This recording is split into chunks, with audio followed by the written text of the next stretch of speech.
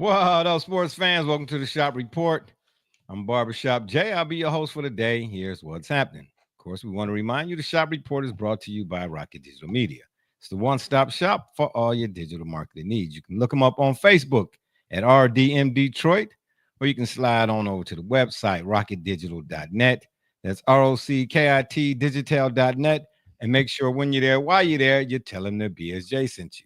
And for my folk out there in TV land, if you want to leave your questions or comments during today's program, by all means, please do so, and we will throw it up on the screen.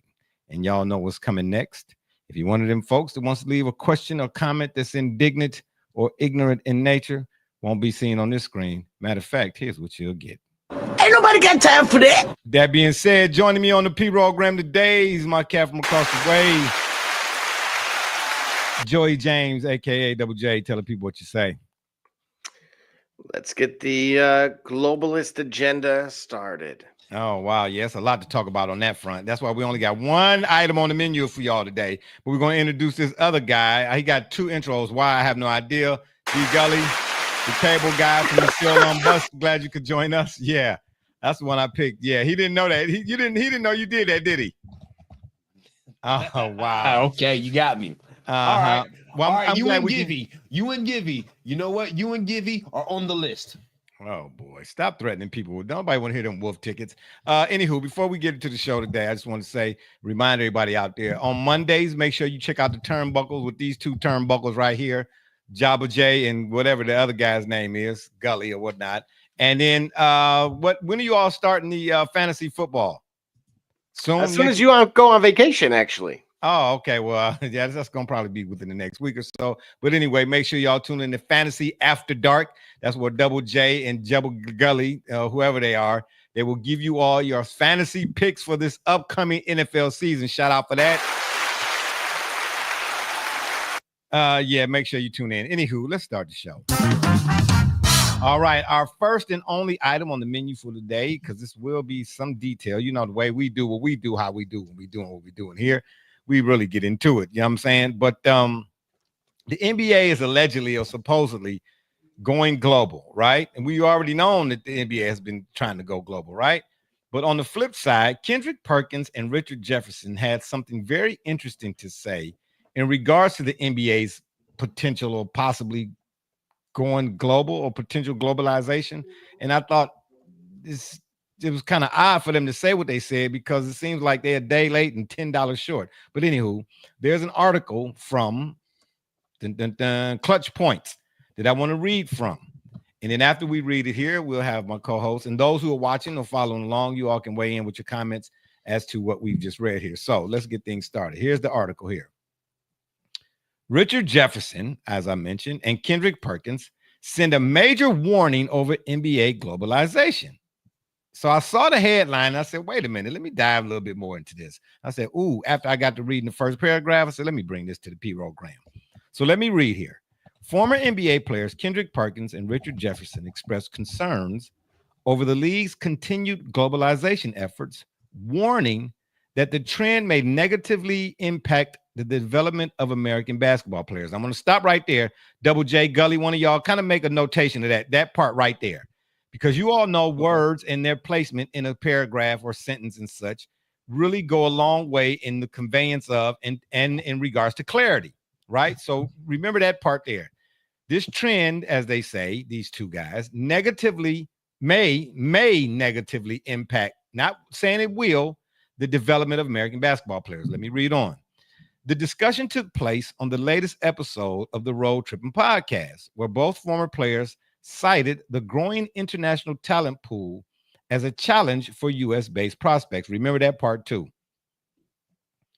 Perkins, who spent 14 seasons in the NBA and now serves as an analyst, emphasized that the increasing global reach of the league has widened the talent gap between American players and their international counterparts. Drawing from a recent experience at an AAU tournament, he warned that many families in the United States may not fully understand the level of competition developing overseas. Remember that paragraph too. All right. We might have to come back to that because that's a key component in this, in my opinion. he goes on to say the NBA being global doesn't help American basketball players. Why? Anywho, remember that, Perkins said. And I'm just thinking about it because I was in the AAU gym for this past weekend. And I'm watching all these kids in there, great talent. And I'm watching these kids in there, and I'm listening to the dads, the moms, the aunties, the grandmoms, and they screaming. They want their kid to get 20. They think this kid is better than this kid, the top ranked kids. All this stuff, right? In my mind, I'm saying you don't have a clue because they have 6 Wembys in France. They probably have about 7 in each class. 7 Lucas and Jokic out there that we don't know about. We probably won't hear anything. We probably won't hear about them until your kid is actually a senior, right? And then in Africa, they probably got ... Richard Jefferson says, or should I say in this case, who also enjoyed a lengthy NBA career and now works as a broadcaster, pointed to the infrastructure being built internationally to develop talent similar to NBA stars like Joel Embiid and Giannis Antetokounmpo.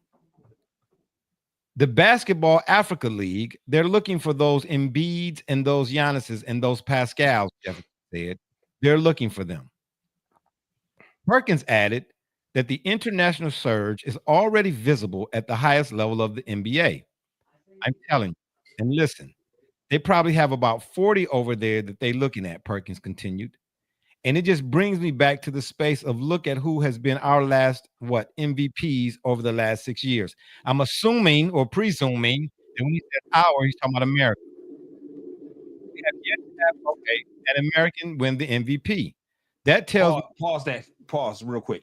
Okay. Can you restate that statement before you added that question that you added? Because I think I got clarity for you.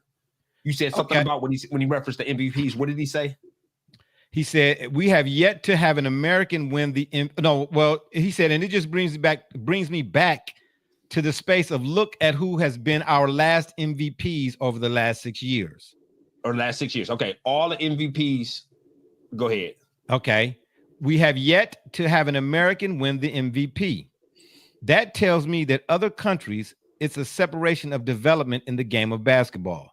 Shai Gilgeous-Alexander, a Canadian-born guard, became the latest international star to win the NBA's Most Valuable Player award, obviously for the 2024-2025 season. And he followed previous MVP winners, Joel Embiid, Nikola Jokic, and Giannis Antetokounmpo, extending the streak of non-American recipients to 7 consecutive years.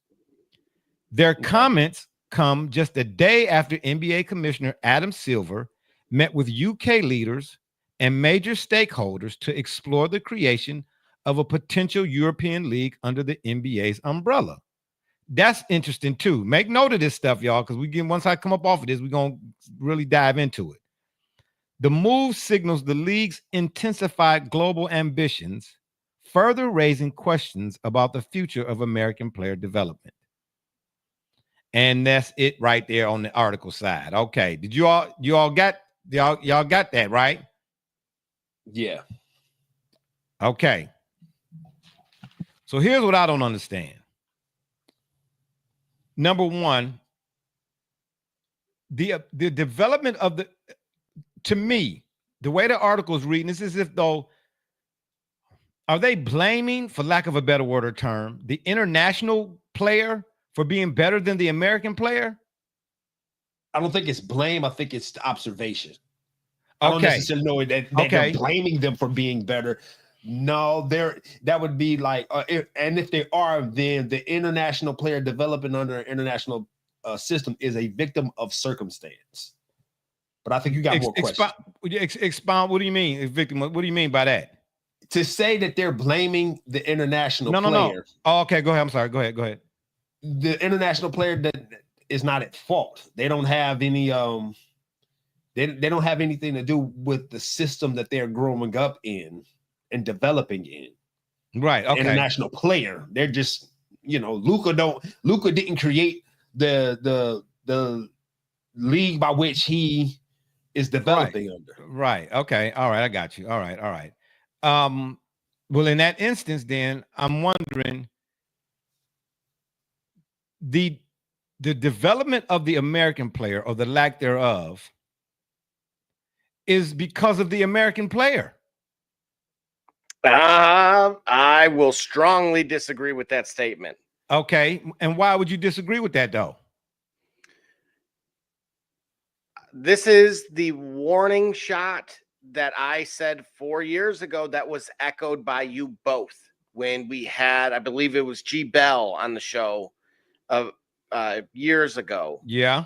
And the difficult conversation, which is you need a star player on your team versus coaching that star player hard. And the combination of that, plus you need somebody to actually pay for said team, and just the all the nuances involved with AAU and what makes it great versus more so the many factors that were starting to really rear their ugly head and showing that we were going to be down a very difficult road. And now you fast forward just a few short years, and here we are where we're having frequent foreign MVPs at the highest level, as Gully would put it. And now you're talking about actual investment via the NBA into those other avenues. Now, let's remind ourselves, we do have NBA Africa. We do have other areas like the one that they had in Australia, and I'm trying to think where else. India, they had one in Delhi. They had one in Mexico City that closed recently, and they had one in China as well. But now those were also invite only. So they operated the way like Barcelona's academy works, which is we find you could come out for a trial, but it is very much invite only. So you're talking about operating on two totally different playing fields right now. And the reason why I completely, again, further disagree is that my biggest concern now is I don't want to see us end up like youth soccer. Okay. If I started a podcast, it would literally be called I Hate Soccer. I hate youth soccer in America. I know. Why? Okay. Listen, hold on, Gully. I know. And you've echoed that for quite some time now. But let me ask the question. If you're coaching AAU or rec league, if you're a coach, regardless of what sport, your main objective is to do what? Win and win. Elevate. Ho. Your main objective is to win, right? So I'm going to say to you, when you look at the landscape of sports in general, now we're talking about basketball here. It's more prevalent in some sports, than it is others. But in all sports, for the most part, which has been my contention, why people keep calling me old school, old head, and all of that, which is why I keep saying what I've been saying. At the end of the day, I see more Jamarcus Russells when I look at all sports. It's my reason for not having an affinity for sports like I once did, why I keep saying it's not compelling anymore. If you look at the NBA All-Star game, remember we were having this discussion about the NBA All-Star game? The one knock on the NBA All-Star game was this past one was what? That's rhetorical. Okay, no need to answer that. So you go back to AAU. When Kobe Bryant said, this is accidental basketball. And even more so, I will lean on what Gino Auriemma said when he talked about the international player versus the American player. It's really quite simple. He said the international player practices 6 times and plays 1 game. He said the American player plays 6 games and practices 1 time, if that. But here's the thing. I blame, if I were to place blame in this instance, a lot of parents and media personnel alike, because, and I'm going to use football, for instance, high school football prior to college. When a guy like Marcus Dupree was on his way to college, there were no ESPN. There was no table with 5 hats sitting in front of him. It was not a spectacle, because here's what happened. While the house was being built, a lot of these dudes was buying furniture, so that's their fault. But those who building the house, you can't build the house and tell this guy they made players. Let me say it this way: players have been made stars before stardom. There are prop bets and all types of bets on about a guy, whether it's plus 500, minus 800, about this guy going to be the next guy to do what. And the guy ain't did nothing in the NFL yet or did nothing in the NBA yet. But already, all of a sudden, he's going to be the next this, that, and this. That's the fans' fault. The fans have placed these guys on pedestals. And then when they don't perform to the tune of, all of a sudden it's putrid or pew pew. No, stop anointing people. Before how's that the fans' fault? Listen, bro. We're only shown. We're only shown what we're supposed to. All right, humanity as a collective is a bit slower to realize things than the individual or the small group. Okay, the that's fans are being told. Excuse me. That's humanity. Okay, so we can't blame the fan for endorsing the propaganda that's been fed. The network's saying this is the next guy. This is how we do it. This is what we do, how we do, when we do what we do. Here's this. You subscribe to ESPN. We watch the sports. So the fan is not to blame for not thinking for themselves. The fan is to blame for not substituting real reality with television reality. No, that's because the fan. Remember, this is entertainment. This is an option to the requirement. We're not talking about culture. We're not talking about the necessities. We're not talking about physics. We're not talking about sciences. We're talking about our entertainment. We're talking about choices. No, we're talking about choices too. What do you mean? Because basketball is a form of entertainment. Just like any other sport. No. But who chooses to pick up the remote and turn the TV on? Right. That's entertainment, ain't it? No. I said who chooses. Listen. You listen. No, hold on. I didn't even finish the point. No, it's all entertainment. So if we say, hey, we enjoy this, and then there are those who are creating that which we enjoy, that we place in charge of creating the entertainment that we enjoy. So we make a mockery, make a spectacle out of, hey, this is the next prospect, this is the next prop bet, this is the next thing to enjoy. We're telling these guys and these organizations and these media companies, hey, we enjoy what we're watching here, we enjoy what we're doing here, so send us more of it. Okay. So then who's responsible for watching whatever? Let's say Cooper Flag, for instance. Yeah. Who's responsible for not watching him until he got to Duke? Who's responsible for not watching him until we got to Duke? Now, let me begin. I said humanity has a collective. We're a little slower to things. It has an individual. But that ain't no excuse, man. Oh, it is. No, it's not an excuse. It's the network is what we listen. So why we making prop bets? Why are we, if prop bets exist, why are we making them? That's okay. At the end of the day, are you making a choice? Is that mandatory? It's not, because it's entertainment. No, it's all elective. But then like I said to a coworker once about something else he was talking about. I said, if you find whatever it is that you find entertaining, that says more about the person who finds that type of entertainment entertaining than it does the entertainment. You as an individual everybody has culpability, period. Everybody is responsible for accountability, period. I'm saying there's blame to go around. Now, if you want to give more of a portion of it to the media, that's fine. But like Michael J. Parenti said in his book, Entertainment Media, the media's job is to propagate isms. But you don't have to watch it. You can turn it off. You can change the channel.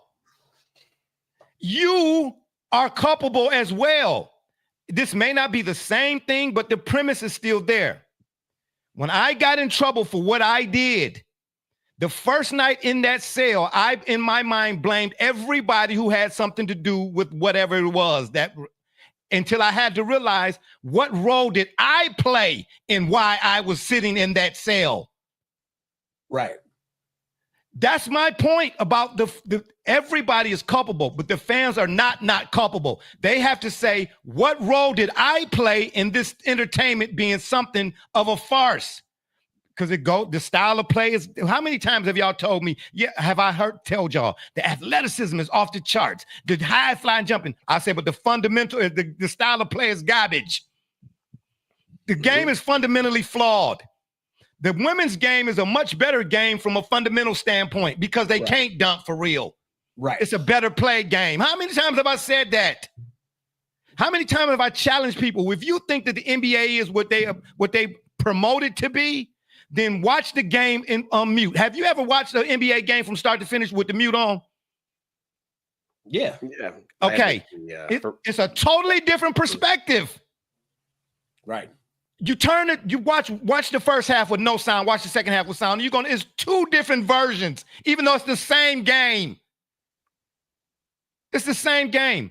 If what I'm reading in this article here, they saying, yes, on one hand, to me, it sounds like they saying that the international game has far exceeded the American players, right? Okay, yep. But a lot of the contrary to Gully's belief. But that's not my belief. I don't.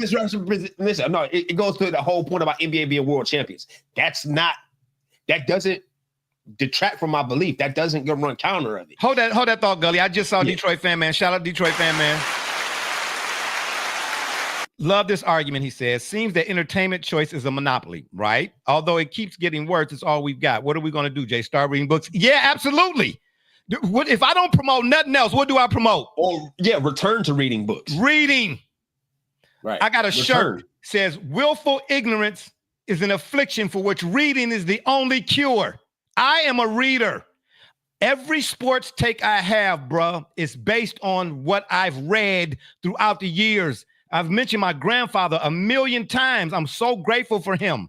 He taught me at 5 years old, whatever that was, 1969, I was born, to whatever time, 1970, 475, whatever year that was. Yeah. Mm-hmm. He taught me how to read the sports page. That's the first thing he taught me. Then he taught me how to read the business section of the newspaper. At 6 years old, bro, I was reading the newspaper, not just because I knew words, but I was understanding them. He broke it down, taught me how to score a baseball game on paper. You understand what I'm trying to say? Box scores and all. He taught me all of that.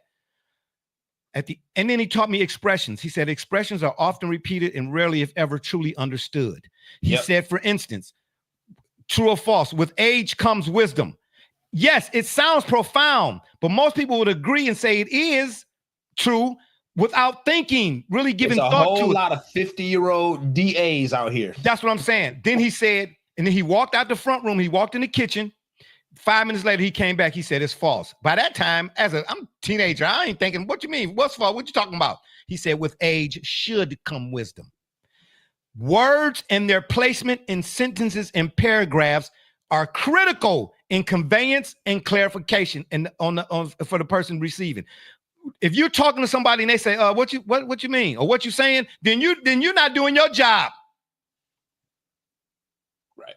It changes the connotation of the expression. When I read every word and I'm asking myself, why did they say that here? Why did they put that word there? You get them? That's what I do when I read. Most people do e-readers or e-books. They listen. Hey, I ain't knocking however you get your medication, whatever. But I'm telling you, there's something about reading, turning pages that has a direct correlation with your body's circadian rhythm. I am an advocate for reading, bruh. Okay. All day, every day. That's the new Underground Railroad. Okay? Right. I'm just saying, for me. All right, yeah, reading can seriously damage your ignorance. And I'm not saying nobody here is ignorant, but I'm just saying it can, bro. It can. Excuse me. That's why I don't watch First Take no more. I don't watch Get Up, Get Down. You know what I'm saying? 911 is a joke in your town. I don't watch none of them shows no more, bro. The only show I really was watching, like I look forward to more so than I did the actual game, was Inside the NBA. Because Kenny, EJ, Shaq, and Chuck have a diverse the personalities, number one, but what they say, you can really take it to the bank, bro. You can tell who just, if you're going to spit something that means something. That's what always been my premise, doing this. If I'm going to put a microphone in front of my face, I ain't saying I'm always right, but I ain't never wrong. I'm just saying. But at the end of the day, I feel like I owe it to those who take the time out of whatever it is that they're doing, because everybody going through some. If you tune in to me, I feel like I owe it to you to give it to you in a manner in which you can go and say, you know what, that's concrete. or you can look it up for yourself. I don't care how big the bells and whistles. I don't care how much money Stephen A. got. I don't care how none of that. If you're doing it just for the sake of doing it, man, but you're not really giving the people something that they can hold on to, or when you get done talking to them, they can use going forward, then it's a waste of time. I don't care how much money you got, bro. Yeah, of course I want to eat off of this. Absolutely. You know what I'm saying? I mean, but I'm not going to insult nobody's intelligence that tune into this. Not finna do it. Not here. I think the player development in the United States of America has a lot to do with the players. And any of us out there that have children, let me ask you like this. Do you have a child or children who say they want something, and then you say, okay, and sit back and watch them for 30 minutes, and I'm just being facetious there, and you realize at some point you can't want it more for them than they want it for themselves? For sure. There was a time when, yes, in my day, we took it personal if you beat us at the park. I didn't need my coach to tell me to go work on my left hand and my right hand layups. Oh, dude, that beat me at the park in front of all the pretty girls, that was motivation enough. You understand what I'm trying to say? These dudes, as I said to you earlier, Gully, who invented the American basketball? Who invented who invented basketball? America. Who took it overseas? Well, I thought Dr. Naismith. Wasn't Naismith. he Canadian? Well, come on, really? He was American Canadian to me. I'm saying North America. See, if you say North America, it's continental. Yeah, okay, yeah, but you get the idea. Broader stroke of the brush. That's all. Yeah, no, okay. which in all seriousness, I kind of take a little bit of an issue with SGA being included in that streak of foreign-born play MVPs. Yeah, I was on that. I was kind of thinking that as I was reading it too. Hold on, wait a minute. Malfunction. My bad. No, you're good. Because continentally, the Canadian game, I don't think it's too far. Unless my eyes deceive me, I don't think the Canadian game is too far different, or I think the Canadian game is closer to the American game than it would be the international. So I think he's international by designation because Canada. By default. Yeah, but but I told you, but Gully, to your point, then that would also. And this might be a bad example now because what I'm hearing is there's going to be like a lottery pick coming from Mexico. But I was going to say, shouldn't that have also shouldn't that have been applicable to the South? But now it looks like, well, if they have a lottery pick, it's, here in the next year or two, then maybe it is. No, I think Canada, North America. I think that development pipeline or what have you, I think is similar to one another. And I think South America, it follows a more international style of development, international organization or what have you. That's my opinion. Purely an opinion. Let's say we can say uneducated, but purely a hypotenuse or hypothesis. I'm sorry, but that's my thinking. Considering how many players that come from, let's say, like the Spanish players, like look at Gasol and Ricky Rubio. Yeah, they seem to have a similar philosophy to the game that, to me, is distinct from what you might see from Andrew Wiggins and SGA, who play similarly, and those guys play a lot like players from the United States. But is that just simply because, again, the nature of their leagues, right? So they're the exposure, which is the premise of the conversation. Right? The NBA footprint is not being that style of play is not being played in Spain. Right, but okay, we're gonna take a break. When we come back, let's answer that question. What style of play is being played in Spain? We'll take a break. We come back. Hold that. Don't touch it. Don't touch that dial. Cleaning the cracks on your pavement surfaces can take hours and be torturous on your body. Until now. Bicracky Weed Removal Tool was designed specifically to clean pavement cracks in a fraction of the time, all while standing up. Bicracky's patented design incorporates a two-sided steel blade and is encased by a durable fiberglass shell. Simply use the large end to clean big gaps, then rotate and use the small tip for narrow gaps. Made in the USA, Buy Cracky eliminates weeds to the root and is environmentally friendly. Buy Cracky. Save your back while you clean your crack.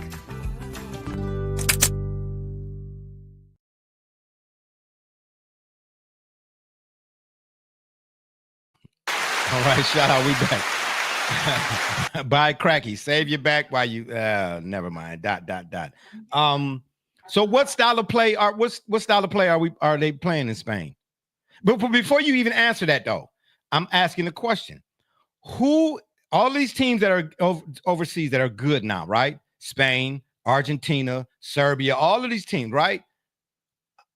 Who introduced the game of basketball to them? Well, naturally, you would assume it was us. No, it's not. That's not an assumption. With America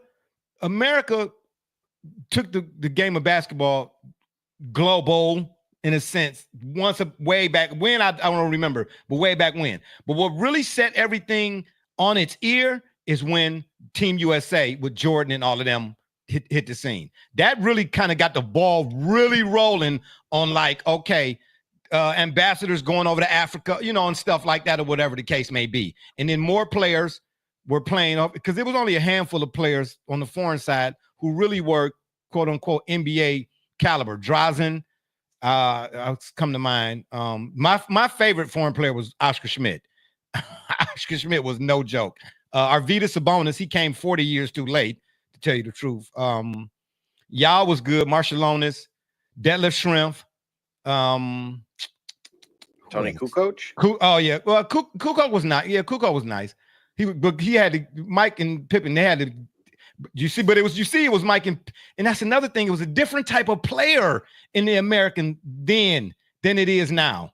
These guys have a false sense of entitlement.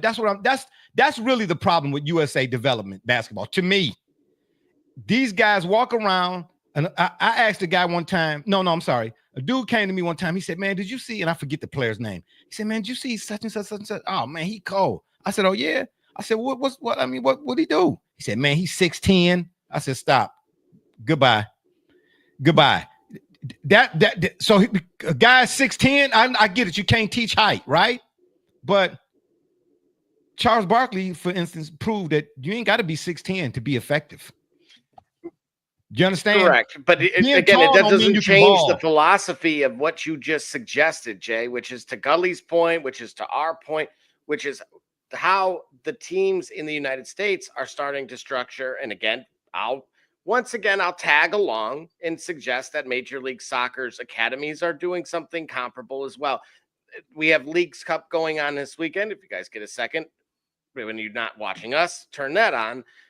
Give it a watch as well, and you'll see that they by far are the tallest team, which would be great if it were basketball, but it's soccer. And so that philosophy sucks, and it's stupid. The big, fast, strong, nope. And the grabbing. It's like the NFL. They do more grabbing there than they do in the NFL. Okay, so they got a team full of tall players, but at the end of the day, the point of soccer is what? It's using your feet. So if you could be 6'9", but if your footwork is terrible, that levels the playing field. Cover your ears, United States. I'm just saying, right? Listen, clutch your pearls. I say the same thing about NFL players. Man, you know how many people come to me and say, "Hey, man, he's gonna be a dog in the league in the NFL." Why? Man, he ran a 4.4 in the 40. I say, bruh, but if he's leaving the ball at the 40, what I'm trying to say. If he ain't got hands, this is why all these fantastic catches that you've seen on Facebook, great form. They are fantastic. But guess what? Go look up Roy Green and John Jefferson. They didn't use gloves. So let's put this together here. If we started the shop report AAU team, you're telling me we wouldn't look for a Zach Edey type of dude? No. Listen, I'd look. Listen. I know he wouldn't. Listen. No. We wouldn't. No. I want to see. I want to see footwork. I want to see footwork. I want to see what they're doing while they're waiting for the game. Thank you. That's what I was just getting ready to say. That. Listen, yeah, I'm looking for a Zach Edey because you can't teach size in the middle. Do you understand what I'm trying to say? But when it's like the pretty girl. She attractive. Okay, that's the initial. That's what draw me to you. But now That ain't all there is. I'm relying on. Okay, you cute, but now what? What's your character looking like? See what I'm saying? I see your cuteness first, but then I'm looking next for your character. The problem is everybody that thinks that the Dodge Hellcat is fast because it looks fast and sound fast, they missing out. Open the hood, man. It's fast, but you need to get some turns. You need to go. You need to go around some hills because you got a bunch of chipmunks up in there on pedaling. Is what I'm saying. Get out of here, man. Again, you're talking about. I could see this occurring. One of the biggest foundational issues I see that is going to rear its ugly head. I have an answer to via what MLS is doing, but AAU would likely become a threat. AAU basketball? Would become a competitor in a sense. What about AAU basketball? Correct. A competitor. Because here's the thing. In order for this, if you're going to truly have. Oh, wow. Really, Mrs. Alvarez? Really? I said, I didn't get to add context. When I said look for Zach Edey, I said Zach Edey in terms of his height. But as soon as I said, oh, that guy's tall. That's what draws my interest, the fact that his height. But me being who I am, that's not all I'm looking for. I'm gonna be like, okay, can he do a reverse pivot? Can he do a drop step over his left? Can he turn over his left shoulder or over his right shoulder? Do you understand? Because at the end of the day, yeah, I know what I said, but I didn't finish saying what I said. So don't say nothing else. At the end of the day, when you watch the NBA game, right? These are professionals. Okay? And I use my plumber theory. A guy who comes to the house to fix your sewage line or whatever he is, and he gets out of his van and all he got is a plunger. But he's a professional. He say he's licensed and bonded. But you don't even know. That's it. That's the only thing you bring to the job. Give me the guy who come see what the job look like, then go to his truck and he got a myriad of tools is what I'm trying to say. Bruh, at the end of the day, when I coached at Euclid Sports Plant, I told y'all about the lady whose son couldn't hit a bull in the backside with his jumper. But he walked in the gym and I was like, oh, he had a shooting sleeve on. He had the fresh uniform, crisp, everything. I started him. I mean, you know what I'm saying? Because it's booked by its cover. Man, he shot a jumper, bruh. That was about 15 years ago. We still waiting on it to come down. I'm just saying. I'm like, you know what? He started him.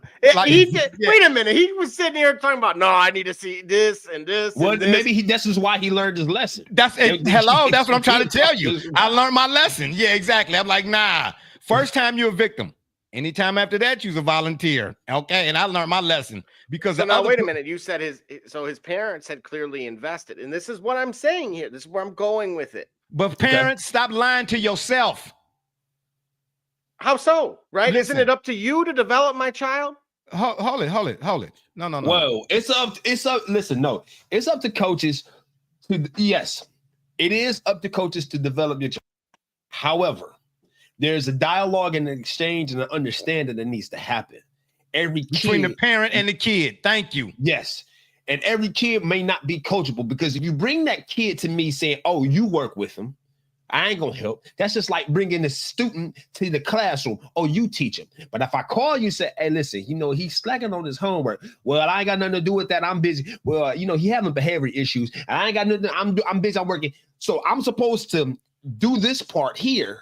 But then there's the part that needs to happen outside of the gym, outside of my time with you, that I also need him to either have it for himself or to you to have assist him in wanting to go get it.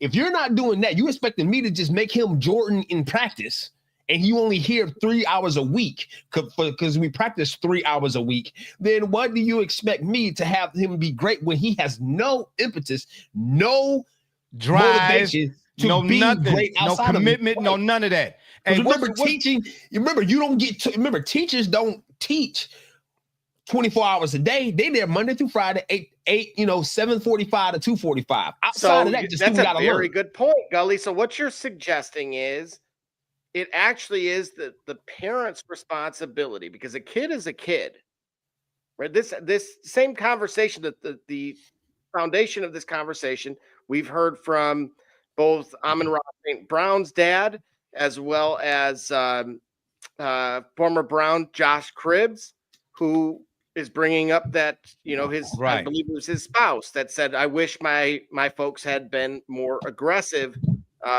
with my development because I needed that to be pushed. And so to your point, if you practice twice a week for 2 hours and there's 20 players on a roster, that clearly is not good enough. Yeah, but Double J, every kid is different. And let me say this about Nasir. My son, that's the barber now. I can show you some of his artwork, bro. It is impeccable. He took one of his drawings up to the shop, Gully. Twin and then was like, hey, man, if you add some color to that, I'll pay $100 for it. That's how good he is. But as a parent,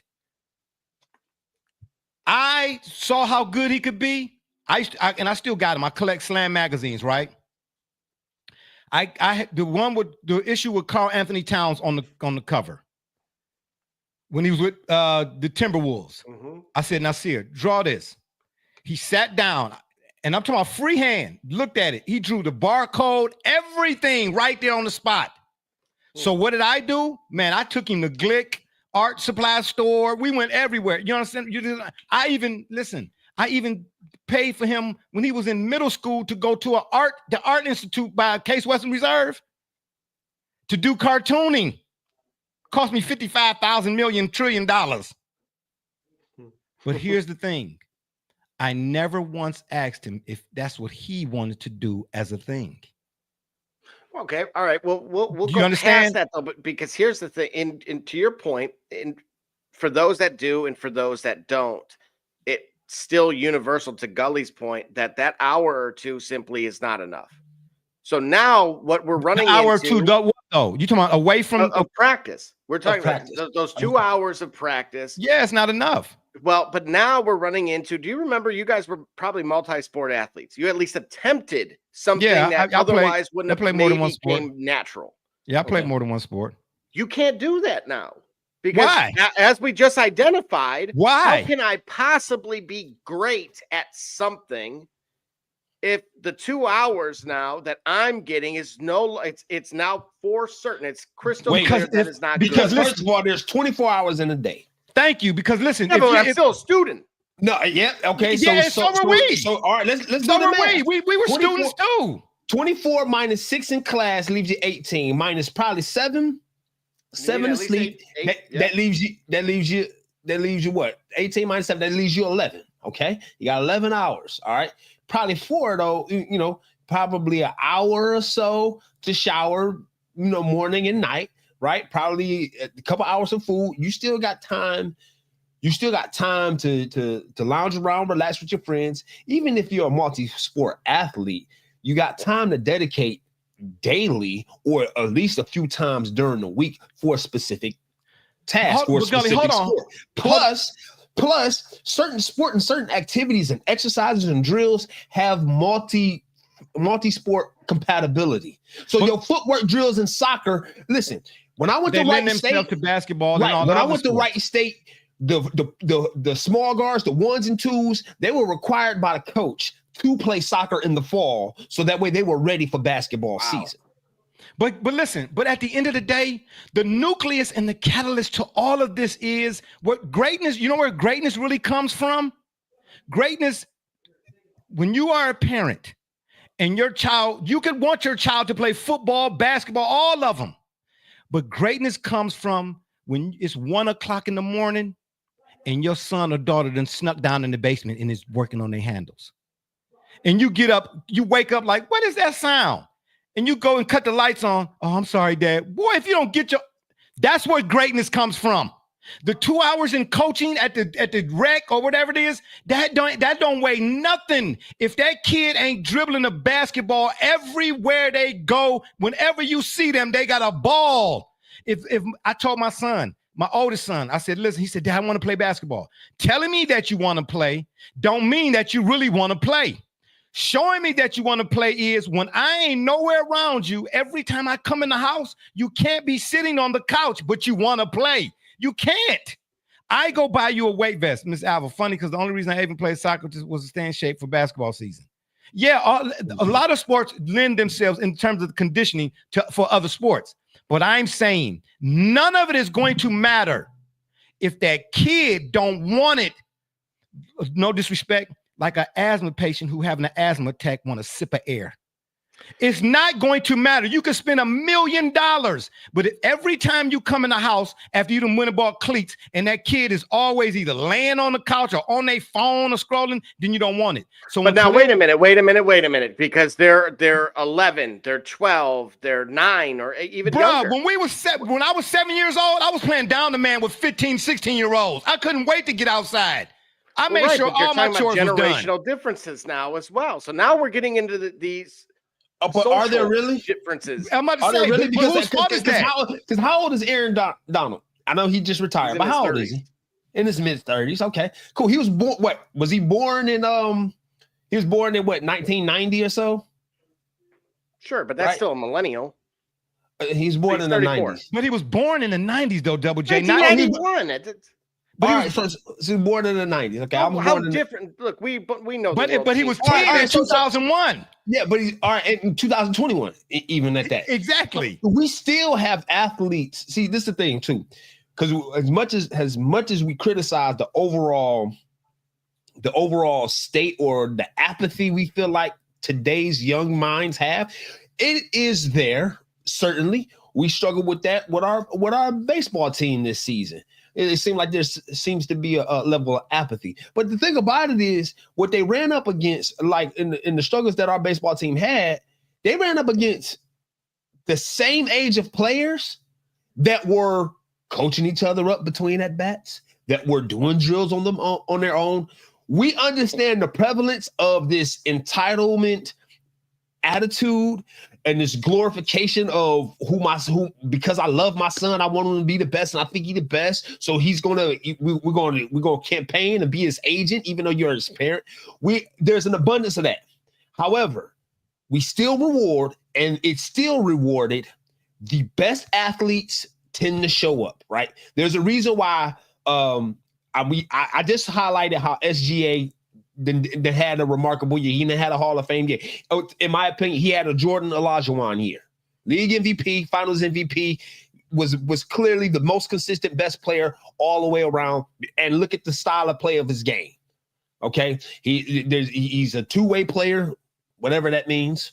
Because he plays defense and he plays offense. He has the mid-range game and all of that. He's a complete player. There are plenty of athletes in all sports that are American born that have that same attitude and we bring that and the games that we play, the game, whether it be the NBA, the NFL, the MLB, even the NHL, they still reward the guys that still do it all. We probably just need to understand that it may not be as many as they used to, but it hasn't. But the rewarding of their efforts has not changed. The best players who really truly dedicated themselves to this game always consistently get rewarded with the contracts, the accolades, and the moments. Why is that? Let me give you two words. Put the time in. Let me give you 2 words. Work ethic. Yes. It's even though, listen, bruh, work ethic or lack thereof. Even though in 2025 or today's society got you thinking that if you ain't got to do what you got to do, I'm telling you that a good sound work ethic still will matter even in today's world. It will, because here's the thing. As a parent, when you, of course, I want my son to be the next whoever, right? So I say, man, we're gonna get you into football. As a parent, I'm going to put you in however many to see which one stick, right? But I also got to, again, be looking to see if you even want the ones I'm sending you to. If I want it more for you than you want it for yourself, then you ain't going to be, then all that other stuff is off, it don't matter. Yeah, but now, once we're talking about something that is less than 1%, right? What do you mean? In terms of who actually makes it there. Which will go back to but Derrick Rose, as an example, even said that he would have actually went harder if he would have known the actual figures. And so what I'm referring to is, okay, but why don't guys go harder? Because they are over reliant on their God-given talent. Yep. Right, but that goes back to your work ethic or lack thereof. And again, work ethic is included. You can't teach height, as you stated. Right. That's why you have to have a work ethic to go along with your athletic, your natural given ability. But unfortunately, what we're seeing is there are certain guys that are able to skate through and do just enough, kind of like that group project, if you will, that are able to get to the league because of some of those attributes. And it may not yield a very long NBA career, but at least they're able to get there. And so my issue with all of this, and I know a guy who got all the way to the league, and he said to me, because we used to do open runs at Fairfax down there off by Caramoo House Gully. Yep. Yeah. And he said to me, I don't know if he still is, but at that time he was the principal at Orange High School. And he said, man, I got all the way to the league, man. And he said, all I had was my left hand. He said, because everybody kept telling me I was that man. I was the man. I was the man in middle school. I was the man in high school. So I really ain't had to work. You ain't gonna work if you overdoing. You know what I'm trying to say? He said, when I got to the league, I realized all the work I didn't put in. He said, but my father kept telling me, hey man, you want to go to the gym? Yeah. He said the first 3 times he took me because he wanted me to have it. He said, but then the 4th, 5th, 6th time, he said, man, you want to go? All right, well, if he said my dad didn't, he said, all right. And my dad went upstairs and went to sleep. Because I ain't want to really go to the gym. I said I wanted to go, but I ain't really want to go. You understand what I'm trying to tell you? Man, all I'm saying to you, bro, at the end of the day, the kid, we as parents, we introduce our children. Of course, we want to see a better us through our children's eyes. We introduce them, especially what kid do you know? Which one of us didn't play some kind of sport? And we want our kids to be better at us than in that sport. So we throw it at them. But bruh, at some point you got to sit back and watch to see if it's gonna catch. Right. And if it don't catch, man, stop spending your money. But see, this is where I'm saying we're headed, right? You talk about the shooting sleeve. Now you can hire the guy that's in NBA 2K to do those one-on-ones, as you posted a little bit earlier. Yeah, but that's what Kelvin Sampson had. If he just put a video up and said, he said them trainers and all that is for what? But that's my point, though, right? We're in an era now where some of the motivation might be just to get to the university level because of the NIL that's involved. Right. And when you talk about where does that fit in? But that's going to catch up to you. Because you have to be committed. Motivation is fleeting. It comes and goes. One day you feel like it, one day you don't. But commitment is, once you are committed, you're going to do it whether you feel like it or not. So there's a kid that's in, I want to say either Columbus or Nashville's academy, that he was interviewed and he said, well, what's different here than anywhere else that you've been? And he said, well, just the reality of you have to perform every day, because if you don't, you can go in that office and they can say, see you later. And that type of, so understanding that urgency and knowing that there's 90 kids at your age group, whatever it may be. My issue is this: we're heading to a crossroads of AAU. I eat off this. Right, which could be the coach, could be the owner of the team, or it could be a brand ambassador, Kevin Durant, or just a former or current NBA star who's sponsoring a team, and they're wanting some sort of between not just the pay to play, but also to win. And so that doesn't, neither of those really say development. Okay, so what do? We have the NBA academies. So now you're talking about a separate league with kids at, again, individual ages that are doing these things completely different than one another. And that's why I said they would rival one another. And you'd see AAU kids going to tournaments like maybe Nike Eyeball versus NBA academies. And so just like we see now with MLS versus ECNL, we're running into something very similar, which is either get on board or we're going to structure this and you're going to get left behind. Because naturally, if there's clubs out there, and by clubs I mean, Kevin Durant's, 14U, 13U, and so on and so forth. Now Kevin Durant is with his teams are affiliated with such and such, with the OKC Thunder, whoever it may be. That's where I'm going with it, which is we are very much going to have to run into this intersection. It is just a matter of, are we going left? Are we going right? Because to your point, regardless of motivation or who ends up being there, these kids with the things like Baller TV and, with the Who's Got Next, we have 8-year-olds right now that are, imitating Steph Curry, right? And that's why I said a long time ago, and I think Gully was the first one to bring it up. I wish Steph would put out a video of the work that he put in to get to this point. He has on more than one occasion.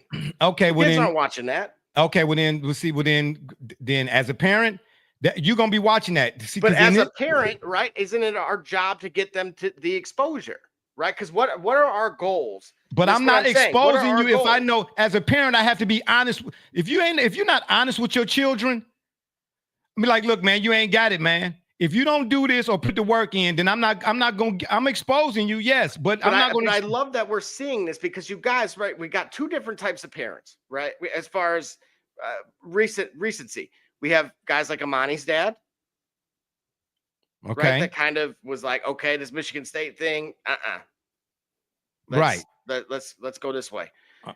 Then we have LeVar Ball. And then we have what, would be considered society that maybe they're not there in that realm. Well, at the end of the day, the AAU really, man, the whole circuit now has become about making money and not making players better. So if you're the parent, if everyone's job is to make money, you see where I'm going with this? Amani's dad went and created a school. He started Bates Fundamentals. But if you make the player, you're going to make the money. Don't put the cart. That's the problem. Too many people are putting the cart before the horse. Look at LeVar. He said, no. I'm taking my boys and I'm taking them overseas. That's fine. But I tell you what, go back and watch any footage of Lonzo at UCLA. Lonzo was a dog. He was fundamentally sound. Right. What about Jello? Well, I saw more Melo and Alonzo and Melo than I did Jello. Yeah, that's lame. Bill Cosby references now, man. Look. Jello, this dude right here. I'm just saying, man, at the end of the day, bro, parents, if you're going to put your kid in any type of AAU, whatever the case may be, the best thing to prepare a kid for tournaments and such in that nature is similar to what Bruce Lee said and what Kelvin Sampson just said. He said, bro, put them in front of other people. That's what Alonzo talked about. So ain't no double. I mean, not Alonzo, Devin Booker. Ain't no doubles in up and run. Yeah, it is. When Khalil did the same thing. He was beating Nasir because he older in the backyard. So at 14, and he would come in the house doing this, Gully.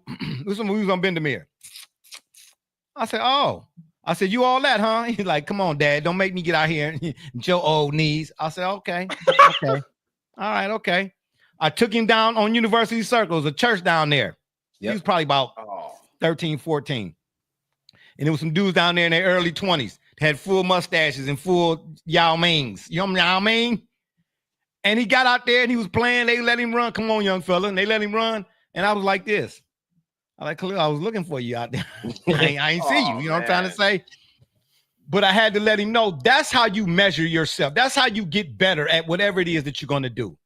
Go and play against competition a little older than you. If you 10, play against some dudes that's 15. But see, now, this is where I think there's a lot of confusion. There's a lot of confusion in the thoughts, man. I think there is a lot of confusion because at that point, what you're suggesting to me will be a ringing endorsement for putting them in AAU.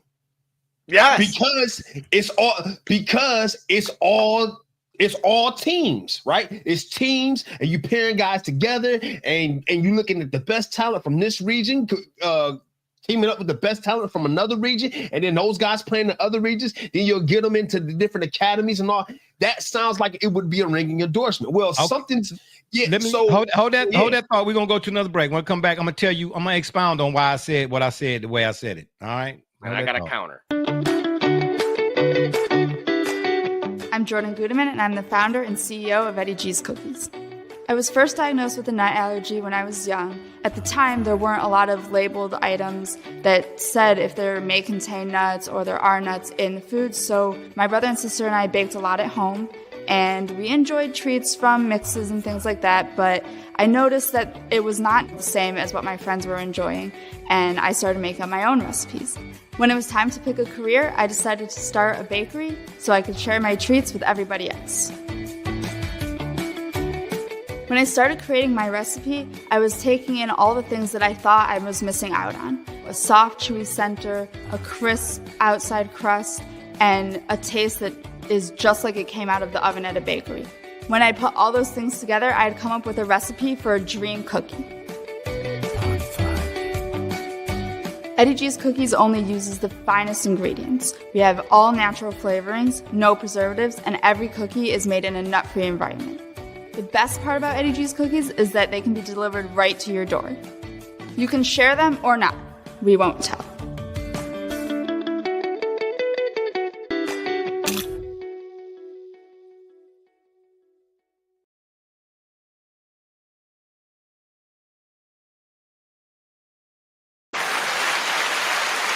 All right, we are back. That's right. Get your Eddie G's Cookies. Go to eddiegscookies.com or Amazon and get me some.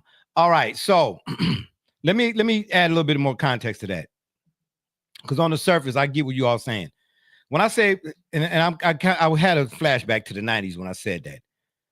When we played against older guys, like Earl Boykins and Charles Oakley, and when Ben Wallace was at Tri-C, guys who, especially at them levels when they was playing, they could do more than just one thing. When you watch the AAU game now, for the most part, where's the diversity? Where's the diversity in the players' offensive game? There's not. It's either feast or famine. So when I say play against older guys, when we were coming up playing against older guys, man, I had to deal with guys who could beat me off the dribble, guys who could post me up, guys who could run off screens, guys who were facilitators. There was a whole lot of diversity to a guy's game. You had to, as a defender, you had to deal with the offensive players for the most part. You should be a standard. You had to deal with a guy be able to do a whole bunch of stuff. Now they come down, everybody want to nutmeg you or cross your ankles, and then they do this hop, step back, hippity hop, bunny hop, Cadbury hop, and then shoot a three. There's no diversity to the AAU basketball game no more. Like I said, I'm asking this question. When you watch professional basketball, show me the team whose offenses remind you or put you in the mind frame of what Pete Carril used to run at Princeton. And I'm talking about some of your more heralded teams. Show me the teams that consistently backdoor cut, down, pin down, screens, baseline screen. Show me the teams that I'm talking about during the offensive possession, you as a fan watching say, man, they really had to really work to get that shot, or they had to really work. How many times have I said there are too many wasted offensive possessions? Don't make me have to put up the photo. Excuse me. But again, remember the analytics suggest as long as they hit such and such a percentage, then despite it being wasted or not. But that's the analytics have making people playing to the analytics for the most part have made the game look paltry. It's not a good product what you're seeing. And guess what? Keep playing, keep on messing with the analytics, because like most devs said on that cut, numbers. You push too hard, even numbers got limits. Keep playing to the analytics more so than anything else, and you're going to get what Staley got, the former. But this is where I'm going. Again, this is why I'm reiterating this, because you're talking about expansion. And what you're going to find yourself running into is models that are at crossroads of profitability. So we talk about numbers. Well, now you can talk about making money. You're talking about the status if I'm the parent, my kid's got AAU, IBL, Nike IBL. My kid's got NBA Academy, right? Oh, my kid's on the Pistons Academy. Yeah, but guess what? If I'm paying $5,000 or whatever, because the AAU done got expensive, then trust and believe you're going to be prepared. Because what you're not going to be as my kid, if I got to pay to get you in, then what I sat down, I did with Khalil, we watched old school tape. There's a Magic Johnson. I'm talking about on VHS, bro. There's a Magic Johnson video of him doing a defensive drill. And all he did, and I'm telling you, this will make you, even in today's game, this will make you a hella defender. He started at one point of the foul line. Imagine the foul line, one corner to one side, then down to the baseline, then across and back up. And he started at one corner of the foul line and shuffled over to the other side. Then he turned, shuffled down to the baseline. Then he turned and shuffled to the other corner. Then he turned and shuffled back up to his starting point. Do that on a regular basis. You understand what I'm trying to say? If I'm putting you in AAU with what AAU cost, IBL or whatever it is, Nike, whatever it is, then you're going to be prepared. You're not going to just be there to showcase Cooper Flag. We're not having that. I'm not spending $5,000 for you to be Cooper Flag's. Hold on, let's read this comment. Jobber. Oh, Mrs. was. Oh, you know what? Yeah, I see somebody feeling better. Oh my God. Yeah. Bro, I'm listen, but you're going to be prepared, bro. You're not just. What do they do at I don't even watch it no more. So maybe y'all can tell me when you watch an AAU game, you are wild by what? One bounce dunks and threes. What else do they do? Show me, Double J, and you probably watch it more than me. Show me the Floyd type player in today's AAU circuit. Y'all know who Sleepy Floyd was, don't you? Okay. Show me the David Wingate. This is why I keep asking the question, how can we realistically have these who top 10, top 5 lists when they say we play in an era of positionless basketball? Everything surrounding the game, man, is a head scratcher to me. None of the stuff that's really coming out of it makes sense anymore. That's why I say, bro, it's not compelling. It's a tough watch, bro. Give me a reason, regardless of the level, to have a pen and pad. I want to be able to study. That's what I made Khalil do. I said, Khalil, if you're going to play this game, even if from a recreational standpoint, I said, once I learned what position he liked playing, guard, you know what I mean, small forward, I said, okay, go watch these tapes of Scotty. Then I had him watching tapes of Hakeem. Well, I ain't playing center. Why I said, you never know. Depending on the lineup, you might have to. I said, but I don't want you to watch Hakeem for the sake of Hakeem doing the shimmy shammy and the shim shammy. I want you to watch Hakeem for the sake of his footwork. Footwork gets you in position for how to rebound. Go watch Charles Barkley. How was Charles Barkley able to rebound over guys taller than him? Him and Dennis Rodman. And you know what? And if you watch that Last Dance, you have to read Dennis Rodman's book. But he explained how he said, listen, in college, Dennis Rodman was a scorer, bro. Yeah. He was a hella scorer, bro. He averaged like 30-some points a game. But he said he knew when he got to the Pistons, he realized with the Bulls, he said they got people that score. Let me find something that I can make my own. So just because he didn't, most people think that because he didn't, he couldn't. Don't get it twisted. You know what I'm trying to say? He could if he wanted to, but he made rebounding his thing. Right. He studied rebounding like Dr. Zhivago studied medicine. If that's what he was studying. I'm just saying. On the AAU circuit, bro, how many 5-tool players do you see regularly? Well, a handful. And again, like if I'm looking at Baller TV right now on YouTube. Okay. And they have, I'm just the first handful of names that come up. Angel Reese, Brandon Boston, Isaiah Todd. Angel Reese then got a whole lot better offensively.